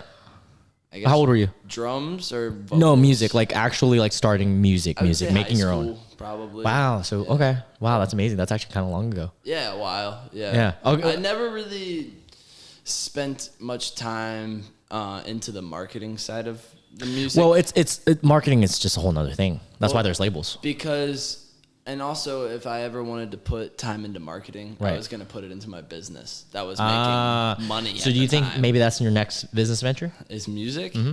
We'll see. Okay. You know, there's That song that you made with TJ and Zoran was really good. hell yeah. One time. I'm trying to remember the lyrics though, but I was listening because he was trying to mix it, and so I would just listen over and over. I hear all his shit that he makes. Yeah, I'm trying to think which song it is. Reflection, probably. Probably. Yeah. But here's the thing. So I've been making so much music. so- I can't even. with music, well, we're about to play one of the songs because I Highest in the Room was the one that you mentioned, right? Yeah. I haven't played that one. I've heard heard that. that one. That Well, one's good. you know what? Play that shit. Live reaction. Let's see it. Slicing through the jungle, my machete. Everybody, this is on SoundCloud under Fitzw, FITZW. My machete. See a lion in my dreams, but they can't catch me. What? I love this shit. Deadly. We're about to bless you guys. Slicing through the jungle, my machete. See a lion in my dreams, but they can't catch me. What? My thoughts speak to me, say something deadly. My songs sing to you, sing something catchy. Hey. My path is not chosen. There's a fork in the road, but it's broken. That's your sample. You guys got to check it out on SoundCloud. I want to ask you, have you performed live? Yeah. Dude, I've always wanted to perform live. Dude, I performed in New York. In Brooklyn. That shit was lit. Always wanted to perform live. And the thing about my Performing drums live was more fun. oh really? No, I want to perform live as Mosh as a pits. singer, fucking rapper, whatever. But the thing is, I'm not. Zoran makes me talented.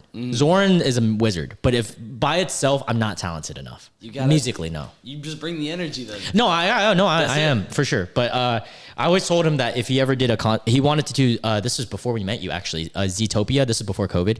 Ztopia or like Zland, whatever he was gonna call it, where it's all his artists perform. And I had music with need him that. as a joke. Like we would make music, and I told him I was like, bro, I will perform. Like I love that shit. Like performing is something for me.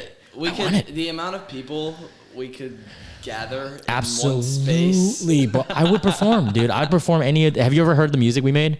Yeah, For you shits and showed giggles? me that one song. Was it a serious one or was it a goofy one? I think it was a serious one. Oh, okay. Maybe. It's probably Bleeding. Or think it's one of so. those songs. We've had a few serious Sounded ones. really good though. Yeah, I mean, like, dude, I think it's so, like, music is a whole nother bone that is just like, I wish everybody could just at least dabble because it's so interesting. Yeah, for sure. Yeah, and especially nowadays with auto-tune plugins and I was gonna tell you, have you ever tried hyperpunk? hyperpop. Hyperpop, I mean, yeah. Yes. I feel like your voice would be good in it. Yeah, 'Cause you- I've got some unreleased bangers coming out. That song reminds me of like a 44 Phantom of I don't know if you know him. Like the hyper pop wave, like yeah. your voice reminds me of it, not the beat, but like Zoran's made hyper pop beat, obviously. But oh fuck, I forgot I was gonna go I've with got that. some in the vault. Hell yeah! So let's go Mount Rushmore bands. Mount Rushmore. Yeah, in no bands. order, of top 4 bands that you listen to, that you or inspire you, shit. whatever. Dude, I mean, I already said 2 of them. I can't back Blink down from 182, those 2. Green Day. Who else? Do they have to be bands or can I go musicians with this too? Musicians. Hit me with it. All right, so like ones that inspired me the most to go like the vocal route Yeah. that I've chosen, I'd say so. Those first 2 are where I get my like punk rock Yeah, influence from. absolutely. If I would say definitely Lil Peep. Yeah, of course. I remember. I love Lil Peep. I actually watched the documentary on him last. I haven't night. seen it. They got a lot of things wrong. Well, that's how it goes when someone's already passed away. Yeah. Because you have to just base it off of people But who it tell you was stories. still really nice to Yeah. see just like, his life being memorized. Or, Peep influenced him a lot too. yeah. And that's, He got me on Peep. And that's kind of how Yeah. Z and I became such good friends is because That's crazy. our influences. The thing were about similar. Peep that I noticed is you really have to have an acquired taste for Peep. But the people who do, you know what? Because I was on Xans Peep. during the time, I felt it so heavily. You know what Peep is? Peep is wine. Mm-hmm. Some people love it, and the people who love it really love it. Yeah. And then some people just don't understand it.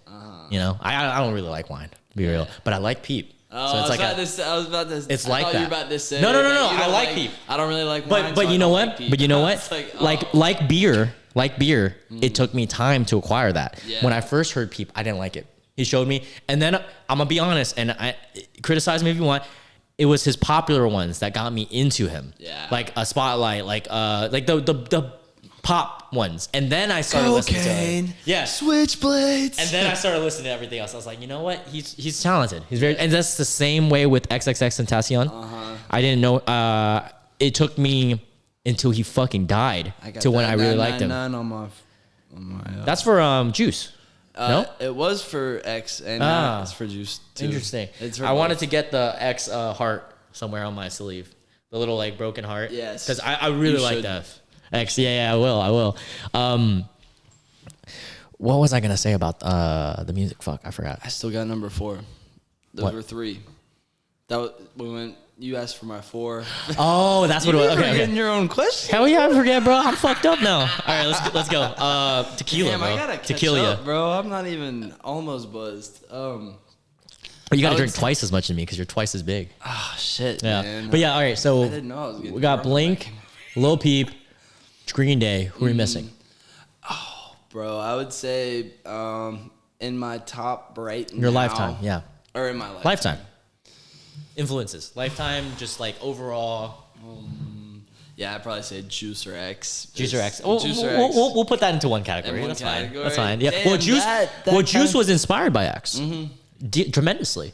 For sure. Legends. But Juice's freestyle. Oh, He was a freestyle god. I don't think he ever reached his potential. I think he could have been. It's even crazy to better me. than what he was. he was one of the only artists, maybe X too, where he could just step in a booth, freestyle, and it's absolute just a full pop radio banger And every that's- time. That's what I strive to be, man. I look up to that and like. You know, okay. The Can I say practice. something? What? I like being in the session with you more than a lot of people. You know why? Why is that? You don't have an ego. Yeah, And- I kill it at the door. No. This is a serious thing. We have a common friend that I don't want to say. So we'll sit there, right? Like, and I was gonna like, kind of vibe with you guys and have like, but he that person has an ego. Oh, you want me to flip it? Yeah, you got it. Okay. Wait. There we go. And then flip it. There you go. There we go. So some people have an ego in the booth where whenever they feel the vibe, right? Whenever you feel the beat or whatever, you start singing or you start rapping, which is normal. Yeah. Which is normal. But when you start cutting someone off, it's normal to cut up someone off a few times. But when you start over singing them, that's where I'm like, dude, okay, or just stick like over. not even acknowledging Yeah. the other person's. That's why I rhymes or never whatever. sit there. Yeah. I just end up leaving. Yeah. I'm just like, well, I'll listen to the end product, and I love the people that do Yeah, that. But yeah, like, yeah. I can't sit in a booth and just freestyle. with There's certain even people. some like producers who are like that. Yes, and you know what? Me and Zoran had a problem with that way back in the day because Yeah. sometimes we freestyle and we cut each other off. But we talked about it and we established this kind of like we usually now it was mostly me. I couldn't understand the free form of like, okay, when someone loses it, you can kind of understand that they're losing it, then you can hop on. You can't just like keep your thoughts to yourself and Yeah. wait. Don't just fucking do it. Like I Yeah. used to be like that. So I was that guy. But yeah, continue. I feel like a lot of it for Producers. me too, though, is when I am making music, I'm not after any kind of like validation or anything. I'm doing it for me. Free form for yourself. Yeah, like I That's don't amazing. care about really even if it gets released or not. I Wow, could yeah, give less yeah. of a shit. Well, you know what? None of my shit is released. Yeah. There's one song. You know what? There's people who go on these artist retreats with not a single song released. How was that artist retreat, bro? Zoran told me it was insane. So lit. There's another one in 2 I know. weeks that I'm going to. I know all about it because you told me about it. I'm so stoked. Those are so cool. I love such a them. cool concept. And the guy who runs them, Stafford, Yeah. he's such a genuine guy. I wish the influencer had. I mean, influencers do like big name influencers, but I wish like a small influencing thing would do something like that. Yeah. I would love to hop on that and just like get inspiration from other vloggers or something like that. Dude, that's pretty much what all the people do there. Like, their Yeah, I know. videographers came He was through. telling me about it, bro. That Yeah. motherfucker that plays the violin. Tico. Tico came and visited and stayed with me last weekend. That's fucking crazy. I saw him on a freestyle one where he kind of just like went with the beat. Yeah, he just amazing. Fucking absolutely. Like, why isn't there more people like that? Just violining it. Because it's hard to play violin, though. It's hard to play violin. And most of the time... Why do you think Asians play it? The hard shit, you know? But yeah, continue. Most of the time, if you're a classical composer, you get kind of put into a box where you're like, I can only read sheet music. I only know how to do it like this. Yeah, Lindsey Sterling's. Yeah. But if you like expand that box even just a little bit and don't try to fit in that, you end up like just like spazzing on anything. I wish him the most success. He's fucking talented. And he shout out Tico if you're watching this. I love you, Tico. I don't know you, but your fucking shit's great. Guy. He just Zoran told me he's a really genuine. He just came to my house with a ton of weed, and we literally just like stayed up for 72 hours. What? And just made music for the entire time. A 3-day all-nighter or 2-day? Well, so we slept a little bit. Okay. I was gonna say that's fucking crazy. But we would wake up and then get right back in the studio. Wow, you know? I can't do that shit. My voice. During the retreat, though, the past one in June, I didn't sleep for 3 days. That's fucking crazy, bro. It's because this one dude gave us Adderall. But it was real Adderall, but... Not that fucking coke shit. Not that weird shit. But damn, man, when you're when you're like in that environment... Do you think... Yeah, go ahead. When you're in that environment and there's Adderall and you're just like... Everyone's asking you like, yo, you want to hop on this? You want to hop on this? Like, you can't say no. Do you think Adderall enhances or counteracts the creativity, though? Like when it comes to music or anything like that? That's a very tough question. Because a lot of people, you know, in the music industry, especially rock stars and rappers, I'd say like rock and rap, you know, you see them ODing the most. You see them on drugs the most. Like a lot of like, you know, cocaine, whether it's weed, whether it's anything, right? Any drugs. Do you think drugs have whether it's uppers, downers, fucking hallucinogens, do you think they have a part in creativity, or do you think sobriety might actually overweigh it? Or does it depend on the person? I think it depends a lot on the person, man. Because I find it that whenever I'm on drugs, I can't do maybe alcohol, but not any other. I can't write music. I can't. Really? I can't. I'm better at writing music sober. I write really fast, but I can't do it when I'm high, when I'm on anything. I can do it on anything except alcohol. That's crazy. I know. Alcohol is when I make the funniest shit, bro. I make some goof, bro. I can make some goof tunes on some alcohol. Have you heard me do the Lil Uzi Vert? I think that was what he was showing. That's not a serious one, but you know what? That just sounded good though. He needs to censor it because this was made back in 2013. I said a few words in there that I kind of regret. But you know what? If he censors it, who is that YouTuber? There's so many. But it had that word in it. And he was an Asian guy. Oh, Rice Gum. No, not Rice Gum. I don't know. Oh, Niga Higa. I wasn't about to say it like that. Is that how you say it? It is how you say it. Okay. Niga Higa, yeah. Word. I used to fuck with that dude. So I love that guy. Yeah. Back in How to Be a Ninja, How to Be all that.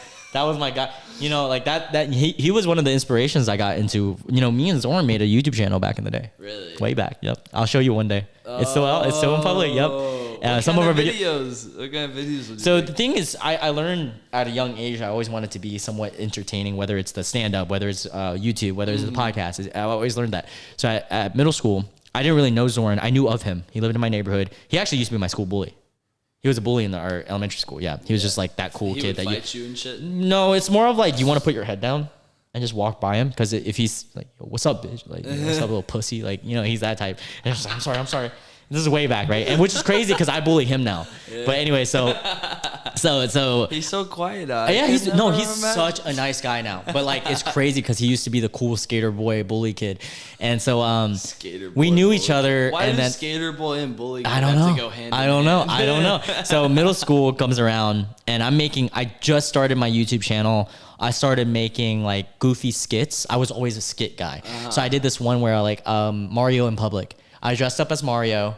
I went to Myrtle Beach and I just asked people random shit like hey, you guys know where the mushrooms are and shit like that, like just goofy shit. Where's the mystery box? Yeah, just goofy ass shit. But back then I didn't have quality because I was a fucking kid. I didn't have like a lapel or anything. Sound quality's ass, like everything's ass, right?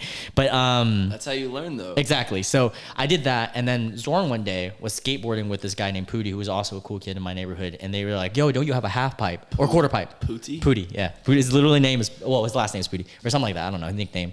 Pooty. So they were like really good at skating. Good? Yeah, he did. Think with it. He did. He actually did. It might smell kind of. Pooty. It smells like poop. So they asked me, "Don't you have a quarter pipe?" Which I did. Me and my dad made a quarter pipe.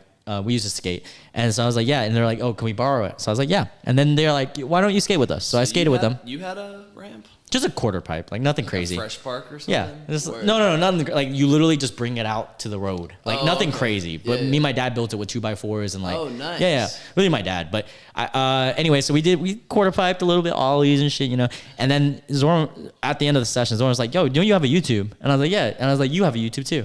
Because I knew he did skate videos. Yeah. And he was like, yo, we should collab sometime. I didn't know he made skate videos. Yeah, so this was the day that started our friendship. Because after that, I was like, yeah, let's collab, right? A week or two goes by. It was summertime. So him and his friend, Philip, who like I still know to this day, but I'm not really like close with. But Philip and me and him made another skit with Mario. We did another like Mario in real life type thing. But he was Mario, Zoran was Mario. Philip was Luigi, and I just filmed and I edited it. And back then I was like an editing nerd. Like I didn't know how to do a lot, but I did After Effects, and so I could do some cool stuff. Yeah. And because of that, we started making more skits on his channel because he had more subscribers at the time. Okay. And then I finally branched off.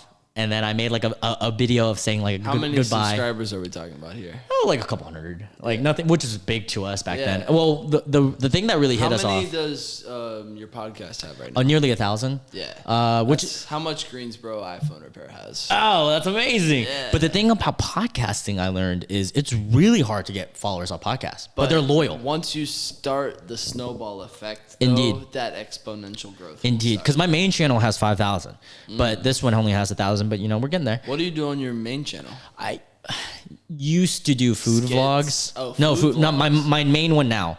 Food vlogs. But what happened is I upload like once a month now. Mm-hmm. It's just vlogs, but like you gotta spend a lot of money on food, right? No, it's all sponsors. Oh, word. They actually pay me. Word. Yeah, I used to make bank, bro. Hell from yeah. that. But do you go like to the restaurants and pitch it? Well, no, I just send it to their DMs on Instagram, and whoever signs up and willing to pay, I feature them. Hell yeah. But the thing is, that becomes really tiresome because it's a lot of work. And I would assume so. Like, how many hours of editing do you put in?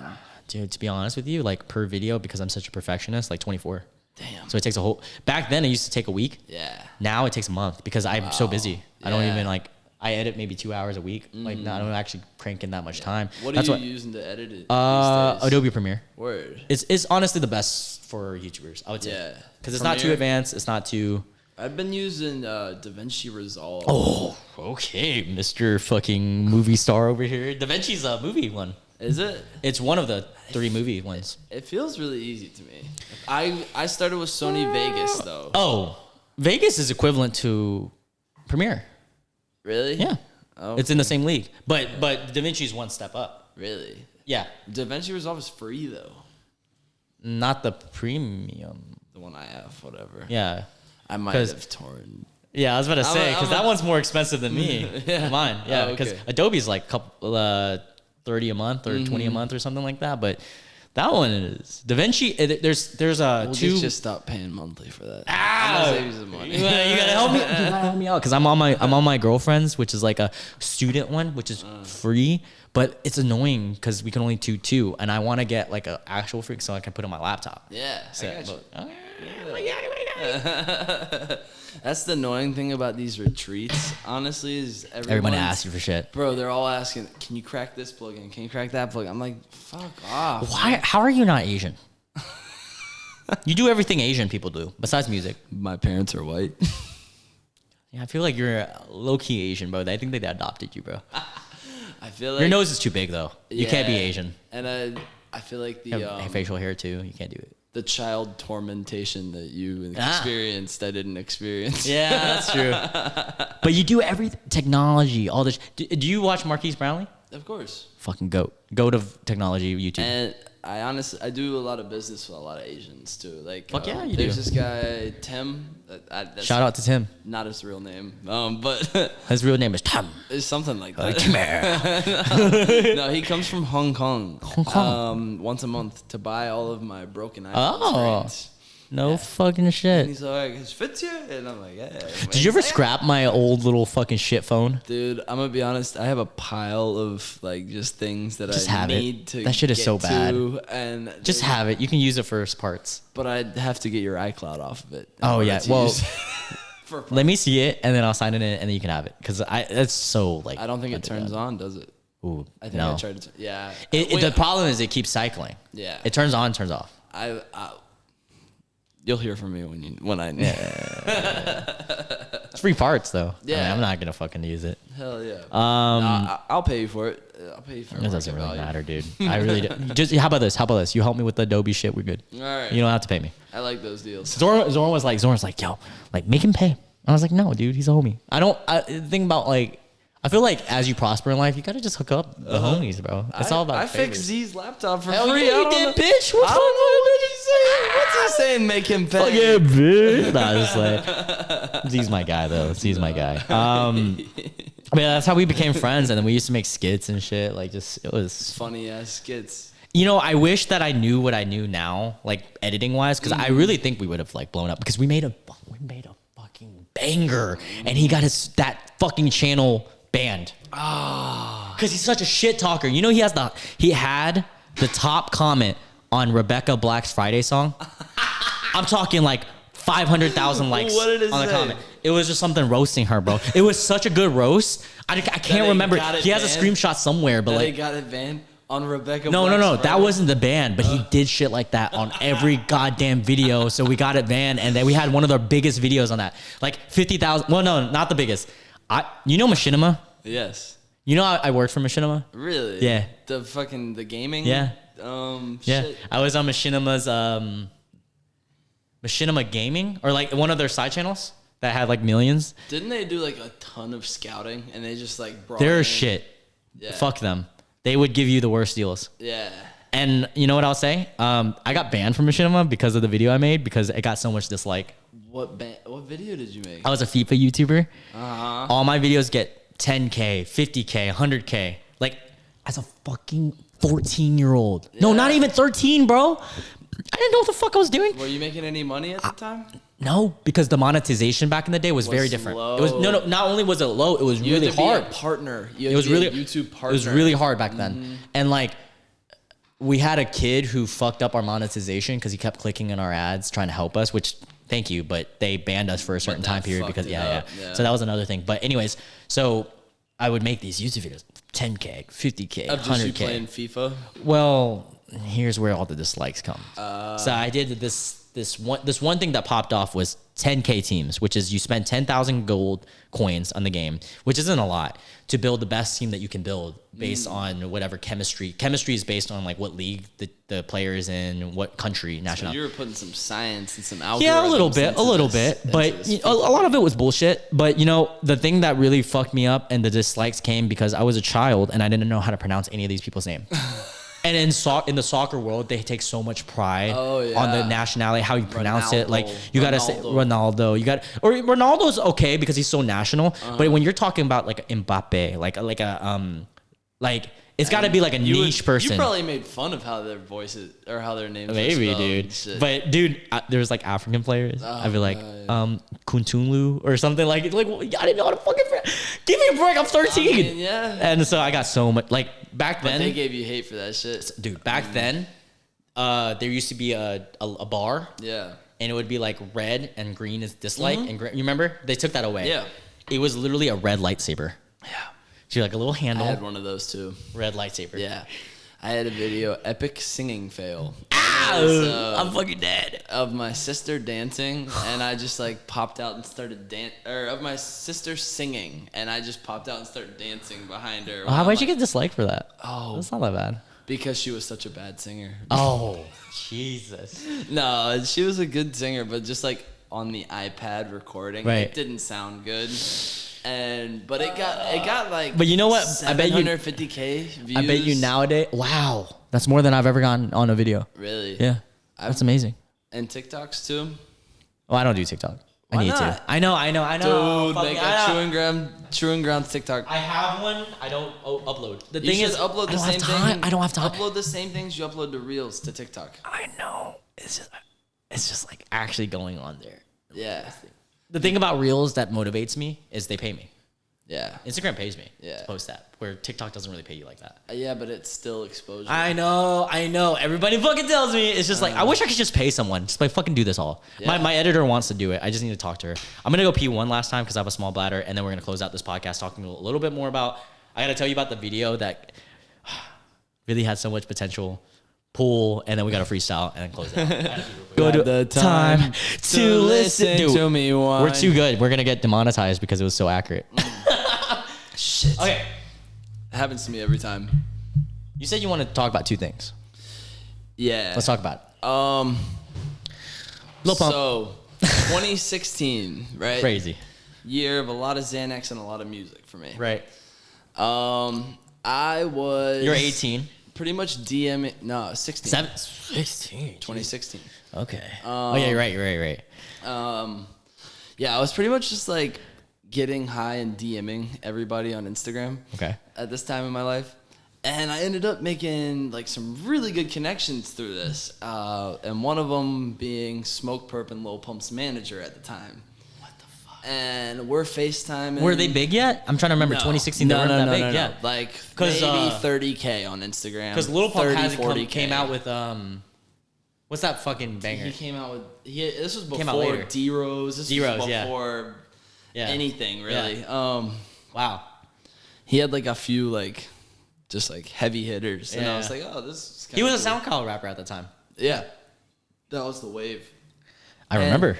And so I became really good friends with That's crazy. his manager at the time. Just virtually? Yeah, just virtually. Okay. We would FaceTime. I would show him like projects I was working on and stuff. Shit. And one time he was in the booth with Lil Pump. Right. And we were talking, and he was like, yo, y'all got to hop on a song together. And so I'm listening to Lil Pump, what he's singing. He's like, bobbing with a hoe, bobbing with a hoe. I'm like, yo, just leave like half the beat open on that and send it to me. What'd you do? And he was like, all right, bet. And That's so crazy. so I killed it, started talking about Xans, fucking hoes, all that shit. And he reposted it on his SoundCloud. Wow. 175K plays. Did you get paid off of that or no? They didn't. They weren't Dude, monetized at the time. SoundCloud was not monetized. Okay. It is now? No. Really? Okay. Barely. There's some, ads. Some Yeah, some. are. That's crazy, though. You know how they're like subscribe to Go Plus or whatever to Oh, view this yeah, amount yeah, of right. songs? Those Okay. amount of songs I are see. monetized. That's crazy. Yeah. But yeah, so it goes 175K, And which is crazy. What's the name of the song? bopping. You can't find it anymore, right? You can't It's find private, it yeah. anywhere anymore because, hear me out, I'm a different person. Yeah, I understand. From I who I understand. was then. I understand. My music and my goals now are so different from the Fitz who made that song. Yeah. And That was Zany Fitz. it was. And also, let's also take a look at Lil Pump. He fell off. Nobody respects him anymore. Yeah. So why would I want a song on my page with someone who people don't respect anymore? True. Just because it has a number I don't of hate him, though. plays. I don't hate him. I feel like a lot of people do. A lot of people. No, I did initially when he came out with not D-Rose. What's the other one that blew up? That was Gang. Gucci Gang. Gucci Gang. Gucci Gang. Gucci Gang. Louis Gang. My bitch love do cocaine. Like when that first came out, I was like, yo, what the fuck? But granted, I give this credit to Zoran. He was super nice on FaceTime. I'm gonna be honest. Okay. Like, over the internet, he was a really nice guy. Yeah. I didn't have anything against him. I started liking him, and he did terrible in this interview. But I liked him because of this interview because he was willing to do it with J. Cole. I up? saw that one. And he Because acted was like a fool. dissing J. Yeah, Cole yeah. the entire And time. I'm gonna be Yeah. honest, he wasn't intricate in it at all. But there was a part of me that was like, okay, I respect that he went on here. Yeah. Yeah, actually, because at the time, I was a hardcore lyricist, J. rapper. Cole fan. Like I was all into lyricists. I can get behind So J. Cole Love yours. Don't judge me. J. Please Cole. don't judge me. But at that time, it was like J. Cole, Eminem. Eminem, like those, like the What about lyricists. Mac Miller? Was Mac Miller in there? Mac Miller was like a top tier, but it wasn't S. Okay. You know? Yeah, so yeah. I was into lyricists, but now it's more of a blend. Yeah. It's like I like lyricists, but I also like beats. I understand beats now. Yeah. Because of Zoran. Yeah. But back then, I used to think beats were stupid. Like all that little mumble rapper shit. Like I didn't really appreciate like Playboy Cardi. Cardi, Lil Uzi Vert. You're like, what the hell is this? Yeah, I was just like, I was trying so hard to be an old head. But like now, I'm Doesn't like, work. I'm like, what the fuck is this Eminem bullshit he's trying to release? I loved fucking like the old shit to like collapse and shit. But what is this fucking bullshit with the monster and fucking trying to put Juice WRLD on it but still sell his ass? You know what I'm saying? Like, no disrespect to Eminem, it's just he's not built for this era. No, he's not. It's a different era. You know, Eminem read the dictionary front to back. Oh yeah, every day almost. Not every day, but like a lot. I had a buddy Frequently. in high school who really looked up to Eminem. Name was Jordan, and him and I started this meme page called Vicodins. And we actually started the SpongeBob meme. Oh, which one? The Krusty Krab or Mr. Krabs one, and we also started the thought raids. Wait, Mr. Crab doing what? With the Oh yeah, shit, that's we started crazy. that one, and we started the thought raids. My friend's friend, granted, is the grape juice boys? No. Grape juice boys. Yeah, There's grape one. juice boys. Yeah, Yeah. you know him. It's my friend's friend. Oh, word. I don't know him directly. Hell but yeah. Through association. Nice. But he knew him like way back. See, we were just doing gnarly shit. Yeah. We would like. Those make money now, dude. I know. Like, we weren't Fuck making Jerry and anything. shit? We had like 1.1 mil. damn. And we were only making. What like, the fuck? We were only making like maybe $500 a week. It's about the promotions though. I You gotta know. like hustle. We were for it. selling promotions, Oh. but like I said, we were only making like $500. You gotta get those girls that want to promote their OnlyFans. See, but this was our thing. We would like pick on girls like that. Yeah. We did. That's what got us banned. Dude, why? How the fuck have you done so much things at 22? My experience with I'm experienced with travel maybe, but like when it comes to like this shit, I'm just like, dude, how have you done so much shit, technology wise? And I could keep going to it. I know. If You texted me before this podcast. You're like, I'm a real internet boy. I got stories for days. I do. I could keep talking. We're gonna do like 24 5 more hours. podcasts after this, like another podcast. We're just scratching the surface. Next here, podcast, man. let's bring someone else in. Let's Yeah. bring like Zoran in. Just another personality. I know you don't like group podcasts though. Well, if it's the homies, if I it's feel the like you'll be homies, fine. and as long as there's good chemistry. it's Yeah, that's dude. I'll never forget. I'm not gonna say. I've mentioned this so many times. There was one podcast I did where I thought. No, you're good. I thought I was gonna have great chemistry, and they're very conservative, which is fine. But like, We haven't dived into politics. at all, no. Here's the thing. But it's probably because we have some. Here's the thing. I brought up Roe versus Wade. Oh. And I thought I brought it up as a joke. Like I was just like it's crazy to me that people are like so adamant on pro-life. Yeah. They were pro-life. And I noticed it after I said that, and it was so fucking awkward. It's live on the podcast. It's still on there. And I pivoted. The moment I noticed they were like, yeah, like they were kind of like that, and I was like, oh, okay, so All right, so so- food in that area is amazing. And I was like, oh my god. And then I watched it back editing because I don't watch my podcast back, but I do when I edit. I was like, God, I gotta leave that in there just for history. But I'm just like, oh, that was so awkward, bro. Hey, yo, shout out history. Dude. Yo. But like, let's be honest, bro. Who the fuck is like? I get pro-life, but like, you're so pro-life that you're like, Everyone has to have a kid who gets pregnant. dude, come on. There was that girl that was like 14 that got fucking raped, bro. Like, stop, chill the fuck out. If that was your daughter, I would. Hell fuck, nah. I'd abort it. I'd fucking give you First of all, I'm not hanger. having a daughter. First, You gotta use genetic mutation. having a daughter in this generation is pretty much like committing virtual suicide. No. You know, I used to say shit like that, but I have a niece. I'm just joking. And granted, my niece, like, I can't say everything, but she, at a young age, she did stuff that even me, were like, what the fuck is up with this generation? It's the TikTok generation. They see so much shit, right? But I'll never diminish the fact that even though girls now, it is the best time in history to have a girl. Because back then it was way worse. They have a voice. They actually have a voice, you're right. and they can actually prosper, which back then they couldn't. Obviously, it's not perfect, but it's the best time relative to have a girl. Social media just scares me, man, with chicks. That's my profession. Side profession. What? Social media. Shit like this. Social media with chicks? Oh, yeah. Specifically with 7-year-old kids like my niece. Epstein. Wait, what? No, but is there anything else you want to talk about other than being fucking famous as fuck with Lil Pump? I'm not famous. I don't want fame. I just want the money that comes with it. You wouldn't be famous? Dude, I've had tastes of it before, and it's so annoying. I don't like people like constantly wanting something from me. Okay, wanting sucks. Or just wanting to talk to me just in hopes of getting something. I'm gonna be honest with you. I feel like I'm an attention whore. Really? So when it comes to fame, the question of like, would you rather be famous or rich? I would be rich. I wouldn't be famous. Of course not. Fuck that. Like I would not just choose to be paparazzi and not rich as fuck, you know? But if you include the riches and you include, you know what I noticed through doing even the small taste, I don't have fame, but I have 20,000 on Instagram.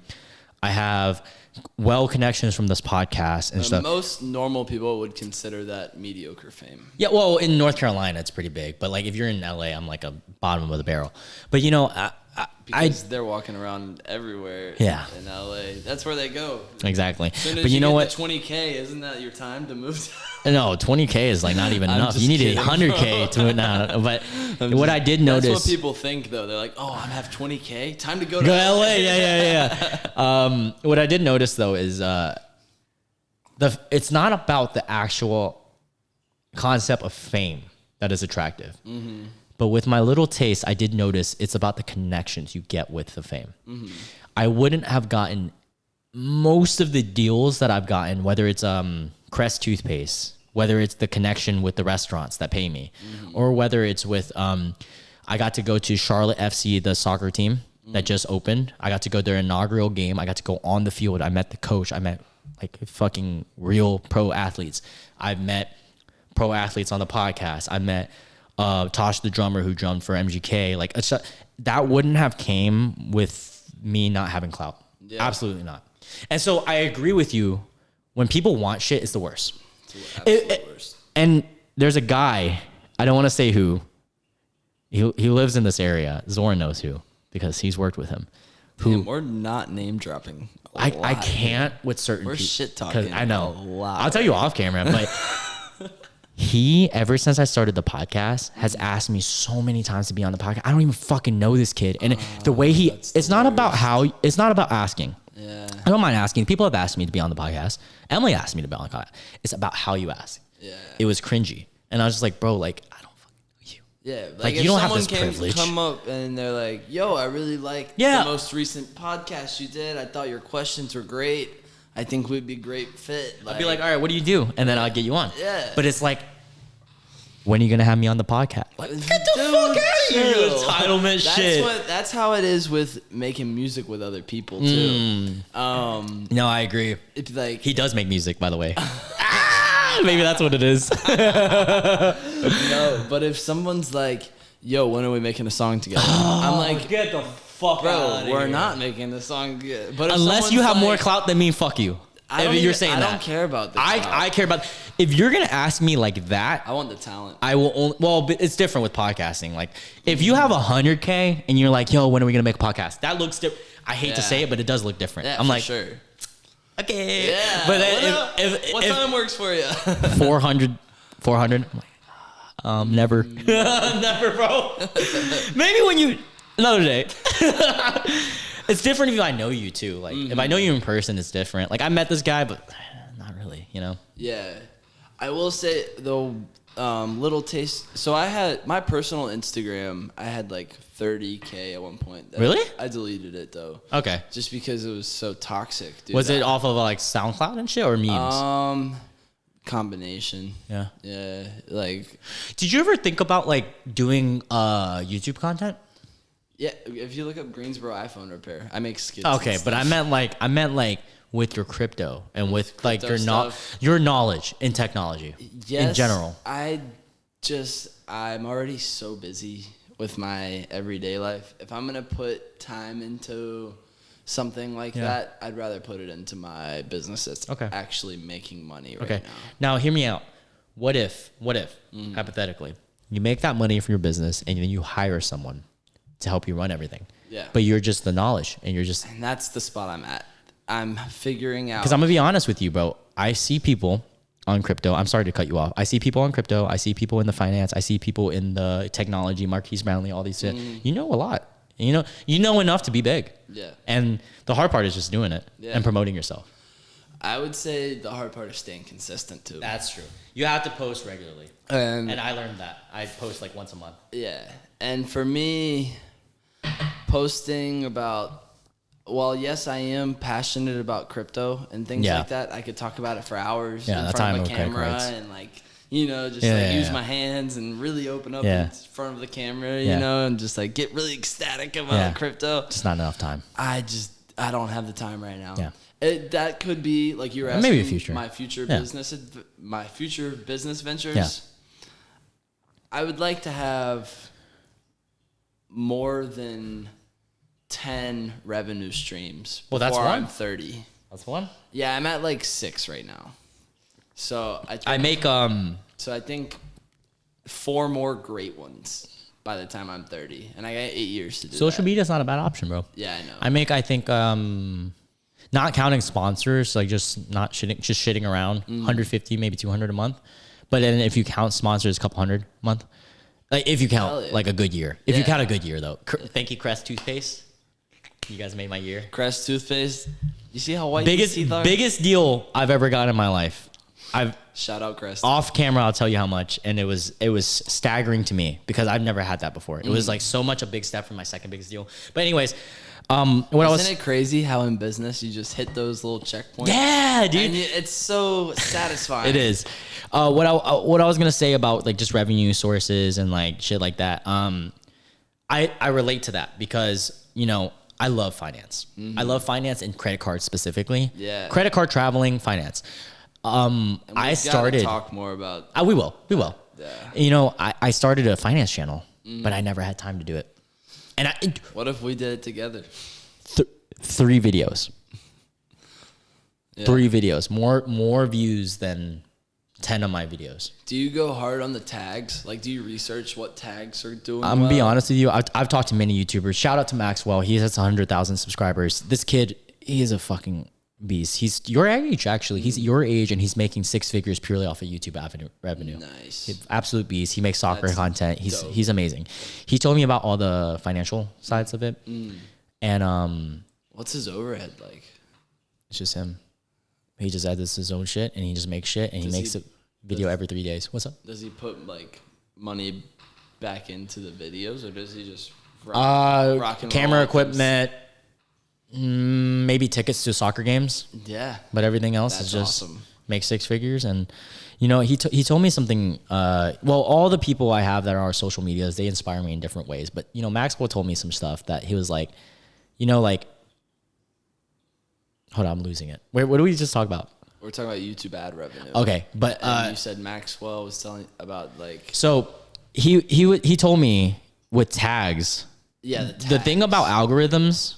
And like TikTok, Instagram, all of them have different algorithms. They're all ran differently, right? For sure. They change. They cycle. Yeah. They cycle so much. I wouldn't say every day, but like maybe week or month. I'd say they cycle, right? So he was telling me like back in the day, tags used to be everything. They did. Tags was life. Now. That's how I would get most of my views back then. It's based on thumbnail, title, luck. That thumbnail, brother. Yeah. It's mostly those. And like consistency with your current followers. Like if your current followers share your shit, it's gonna be promoted more. And like view duration too. That's a absolutely huge one. And Mr. Beast is the god of it. Mr. Beast is the god of. He's from North Carolina. Putting everything. Yeah, I know. He lives here still. I met one of his filmers. He met him too. Yeah, he told me about him. Vlogs or something. He took some videos of Z and I. I don't know where the hell those kids from Raleigh are. But yeah, it was super sick. But Mr. Beast is the king of taking all of the money he's made. Yeah. Throw it all into something that he believes in. And then he's just absolute beast. Back, Yeah, he talks know, about it's- on his podcast, the one with Joe Rogan, he said like he honestly, if he saved his money, multi-millionaire. But people think that he's so rich. He is rich. Don't get me wrong. He said he's lives straight up rich. well below his means though. But he invests so much of his money in his projects that his manager literally goes, dude, stop. Yeah. Stop. What are you doing? And he's like, no, fuck it. Like, let's go. Let's get go. another loan. Let's Mr. Beast Burgers. Yeah. Let's fucking go. Let's just keep going. Dude, and the like My friend was on his fucking video really from college, Mary Lisa, randomly knows them in a video. I never knew that in my life. She won 10,000 or like a couple thousand off a challenge. And isn't it crazy that he put North Carolina on the map? On the kind of fucking map. Yeah. Let's think about it. How many famous people can you name? Like goats. Okay, Mr. Beast, Michael Jordan.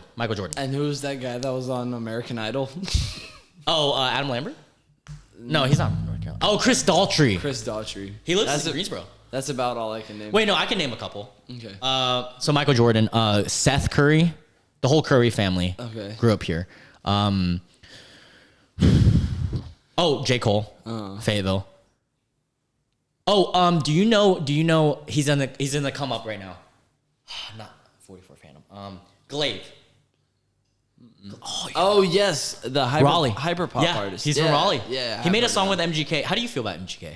A lot of people don't like him. TJ. I like his girlfriend. Megan fucking TJ hates him. So I can't talk too much. Shit, And you know what's funny? Because if I ever get into interaction with him, I want to have a chance to talk to his I'm gonna be real with you. Don't judge me. I'm such a big fan of his. Dude, I don't judge that at all. And I know. I don't judge people. I'm not a judger. I hadn't seen TJ in so long, and like this was before all of us. I randomly ran into him in a bar like before our foursome. Before I met you like a couple months ago with my girlfriend and some other people, and we're sitting in the car. We're in the same car together. And I'm like, the driver was like, "Yo, what song do you want to play?" I was like, "Yo, let's play some Machine Gun Kelly." And he goes, "Fuck Machine Gun," because he's a punk like advocate, but like. I get it. He makes very like Some basic people, punk. when they don't like something, they really don't like it. And I get it. I'm He not makes one of those basic guys. punk music, but like I didn't like Machine Gun Kelly rap until he came out with punk music, and I was like, you know what? No one this day at 2018, no punk artist came out with a track that was like 2000s again. Yeah. And he did. You should have listened to our punk rock band, man. Oh, we should make a punk song. And because of him coming out with that, I'm and so like down. regardless of like what you think of like MGK as a whole, as a person and stuff, he started the re-wave.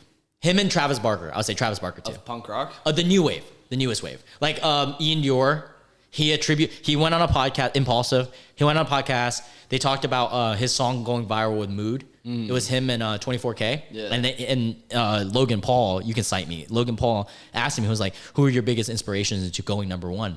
And he was like, I'm going to be honest, Machine Gun Kelly. He took me into his studio. He took me under his wing. And he gave me this punk to my rap. Yeah. Like, and now Ian Dior makes a lot of like punk rap. And him, 24K, a lot of them are, whether it's direct or indirect, was inspired by the 2018 resurgence of punk, which was initially started by Machine Gun Kelly and Travis Barker.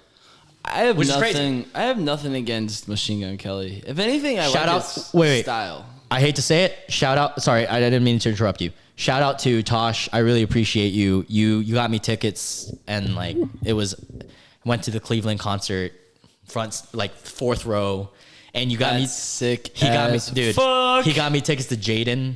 Do you know Jaden? I gotta show Will you Jaden. Smith's son? No. Like he. If I were to talk about like the new age of punk, I'm gonna put Jaden in the top 4. Dude, next time you're going to see live music, hit me up. Let's fucking go. I haven't been to a concert in like 2 years. Can I tell you something? I got free tickets to this most recent MGK concert that I went to, Nice. and I got it because I don't want to. I don't know if I should say this on Just public. say it. Just say it. Okay. So this is what happened. My girlfriend is a huge MGK fan. This is actually how we kind of met. Oh, Me, her, really? yeah. Like we kind of like. She nice. saw my Bumble and it had my music, and she was like MGK. Yeah. So me, So her. you and your girl met on Bumble. Yeah. Oh, nice. Yeah. So It's you crazy. guys are a testament to dating Yeah. apps working. Yeah, really no, You and that's know, why I do my have- dating apps. I've never met a girl that I dated from a dating It takes app. time. Oh, really? Never? Never. I've met so many. I've hooked up with chicks from dating apps, but I've never And that's dated so a many. girl from a dating app. My last 2 girlfriends. Really? Dating apps, yeah. Tinder and then Bumble. Every girl I've met on Tinder was Tinder's hard. Tinder's hard. Honestly, the best dating app in terms of like if you want long term, probably Hinge. It's more serious. A little bit more serious. according to who? According to my self experience. See, I think that I've been on many like serious dates. off Hinge. maybe demographics have to have. Absolutely, I'm There's Asian. a lot of things that No. go into Fitz, play with Fitz. that. I have to tell you something. Yes. As an Asian American, especially earlier in the years, Yeah. nowadays is a little bit different because of BTS. Shout out to BTS. But What now is that? Beat the shit out of BTS. you? No, you don't know BTS? That's what you said. K-pop? You did. K-pop? Oh, yeah. Yeah. I know about K-pop. So BTS was the big resurgence of K-pop in America. They're the biggest K-pop in America. I actually saw a Vice Yeah. video about that shit. So I the don't know why reason- I was watching it. Before BTS, I'm talking like 2018, 2019 and earlier, before COVID. Asian. Weren't those the times, man? Yeah, but what I was going COVID to say, helped me start my business, though. what I was going to say is Asian men were never sought after. Really? Ever. So whenever, Until K-pop, absolutely. the resurgence of And K-pop. and before this, I'm talking about when BTS was just coming up. So from my birth to I would say probably 23, so 2 years ago, every dating app I have ever been on, I still to this day I still get less likes than a white male. Really? No, white males get them. Like my friend Ben, bearded white male, 6 feet. I'm on his dating apps for the dating show. Yeah. Unlimited matches. Like, it's crazy. It's pretty easy. But for me, it wasn't easy. But whenever I did get a match, I knew they were specifically into Asians. So that's why it was more serious. Okay. Because they were like deeply into Asians. Either one, they're yeah. deeply into Asians, or two, they're into They everyone. fucked with your vibe. Or they're into everyone. And Lauren, she's into everyone. She's probably a little bit more into Asian, my girlfriend. But Shout out, Lauren. well, shout out Lauren. But you know, BTS, once BTS came around 2-3 years ago when they really popped off, I started going out and I was like, black girls. In my whole life, black girls never liked me. Really? They started coming up to me. They're like, yo, you're kind of fine. And I'm like, I have a girlfriend. But yeah, so like that was like just like, you know, something that I learned with dating apps. Like for everyone, it's different. White males is tough because it's a blessing and a curse. As a white male, you're sought after. But because of that, a lot of the sought after isn't really serious. It's like, I just want to fuck, you know? Yeah. Where That's for me, what I it's like saw girls a that lot. want to be really serious, Okay. but there's not a lot. Yeah. It's a lot less. That's crazy. The different. That's really weird hearing. You know, there's that a perspective. study, 2014 or 2016, a legitimate study. I don't know from what university, but they studied Tinder when it first came out, the first 2 years, I think. And this was when I was in high school, and they came out with the statistics that black women were the worst matched, and then Asian males were second worst at that Really? time. Black women. Black women were never sought after. I love black women. I love black women now. No. I you know what? I'm gonna be honest. My whole life, I liked white girls. Never liked Asians. Yeah. It wasn't until I like them all. I'm gonna be honest. and I respect that. It wasn't until 3 years ago, as a 22, 23-year-old male, that I started appreciating more cultures. I still don't like Asians. There's Though. one race that I really don't think I could date. It's redneck. Like that's not a race, but like a culture, like a redneck fucking blumpkins. Dude, I mean, if she's going around talking about fucking, Yeah, but what if she's bad? if she Megan only Fox. listens, if she only listens to country music, it's a done deal. You don't like country? I like it for about 15 to 20 minutes. I like old country. I can get behind it, like I said, for about 15 to Yeah. 20 minutes. But if it's longer than that, Do you know the song by Johnny? You know Johnny Cash. yeah. He's my favorite country artist. Johnny Cash is a country artist. Yes, his old music. Ring of Fire. Nah, not so much, but Hurt. Oh, okay. I hurt myself today. That is the think I need to most hear it. most emotional song. I think hearing you sing it, while it might do it justice, I wish I could play it without getting like flagged. oh fuck, But like you'd have to play like I'll a play it reverb. after. I'll play it slow after. version. I'll play it after. But you know, I was you know, it's Reverbed weird. and slowed. It was weird because I was watching Logan, which is the movie after Wolverine. It was final movie. I mean, what would would it be like if you could just? I know. So it was. What would you do if you could just like? What the fuck is his name? Hugh Jackman. Hugh Jackman. His last movie as Wolverine, right? One thing you gotta know about me, man. I don't know names. Okay. Actors. So he's the guy who played Wolverine for 20 years. So that goes back into one of your questions. How have you done so much business wise? You don't watch movies. I don't. You told me about it. I'm not an entertainment. But you know Wolverine, the character. I maybe have seen an X-Men. Okay, so I have seen the X-Men Wolverine. So Wolverine, guy with the claws. Mm-hmm. He played him for 20 I've years. seen the popular stuff. He fucking killed the role, and after 20 years, he made this final movie called Logan. And I'm a comic book nerd. Okay. And I'll explain it to you, because you don't know. I liked comic books too. So it's based after the comics Old Man Logan, which is the end of Logan's line, which is the Wolverine. And the movie, as a movie fanatic, and as a fan of superheroes, it was really sad because it was an end of an era. He's done with it, right? And you know he's done because it's the story of Old Man Logan, which he dies. And spoiler. But damn. Yeah. So you're just dropping spoilers. I know. So in the movie, there was a really it's really well made, and there's not a lot of superhero movies that make me cry. I've only cried twice on a superhero movie. That movie made me cry because there's a moment that he has a daughter, and he sacrificed his life for his daughter, who is genetically made daughter, but still his only daughter. And he sacrificed his life, and then this song plays, and it's the emotion of the vocals. It's not about the beat. It's about the there's songs that are lit, pop, but then there's songs that you feel the guy's pain. And then I watched the documentary, or not a documentary. Every Lil Peep song ever. No, seriously though.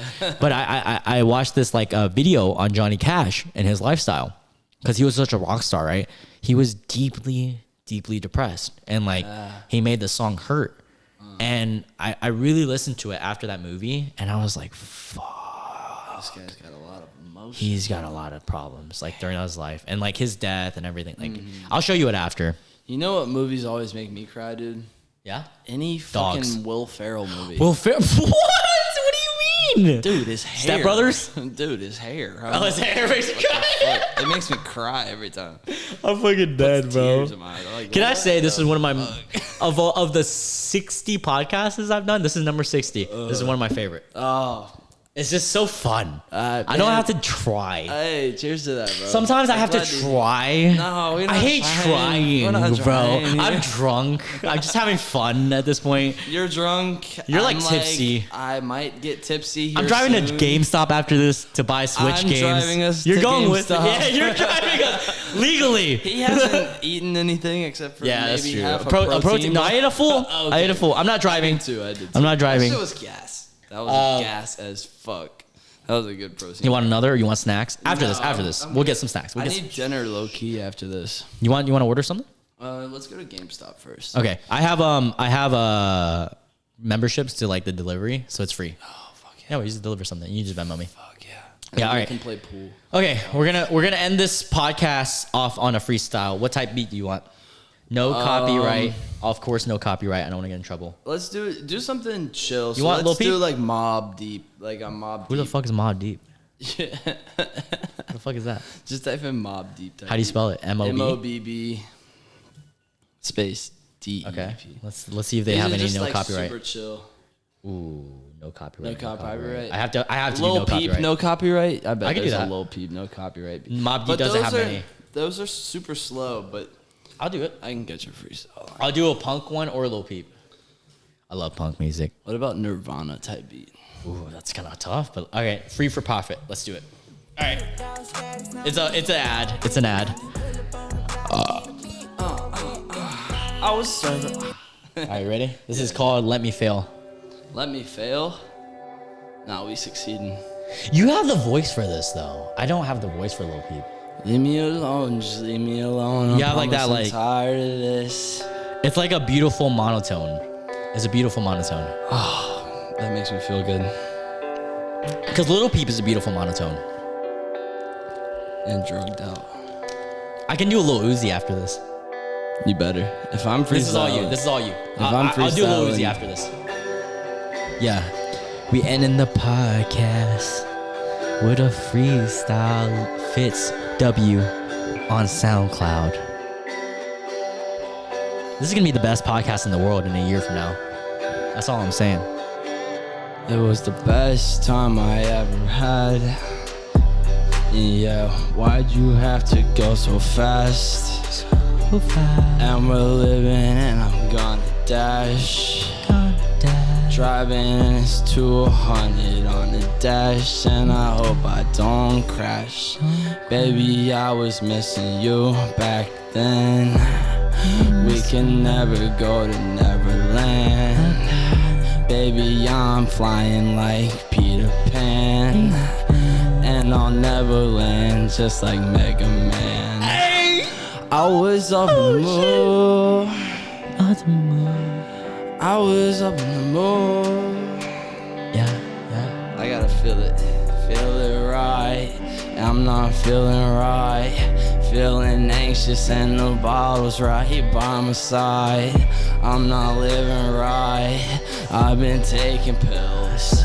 I'm not living fine, but I'm making bills.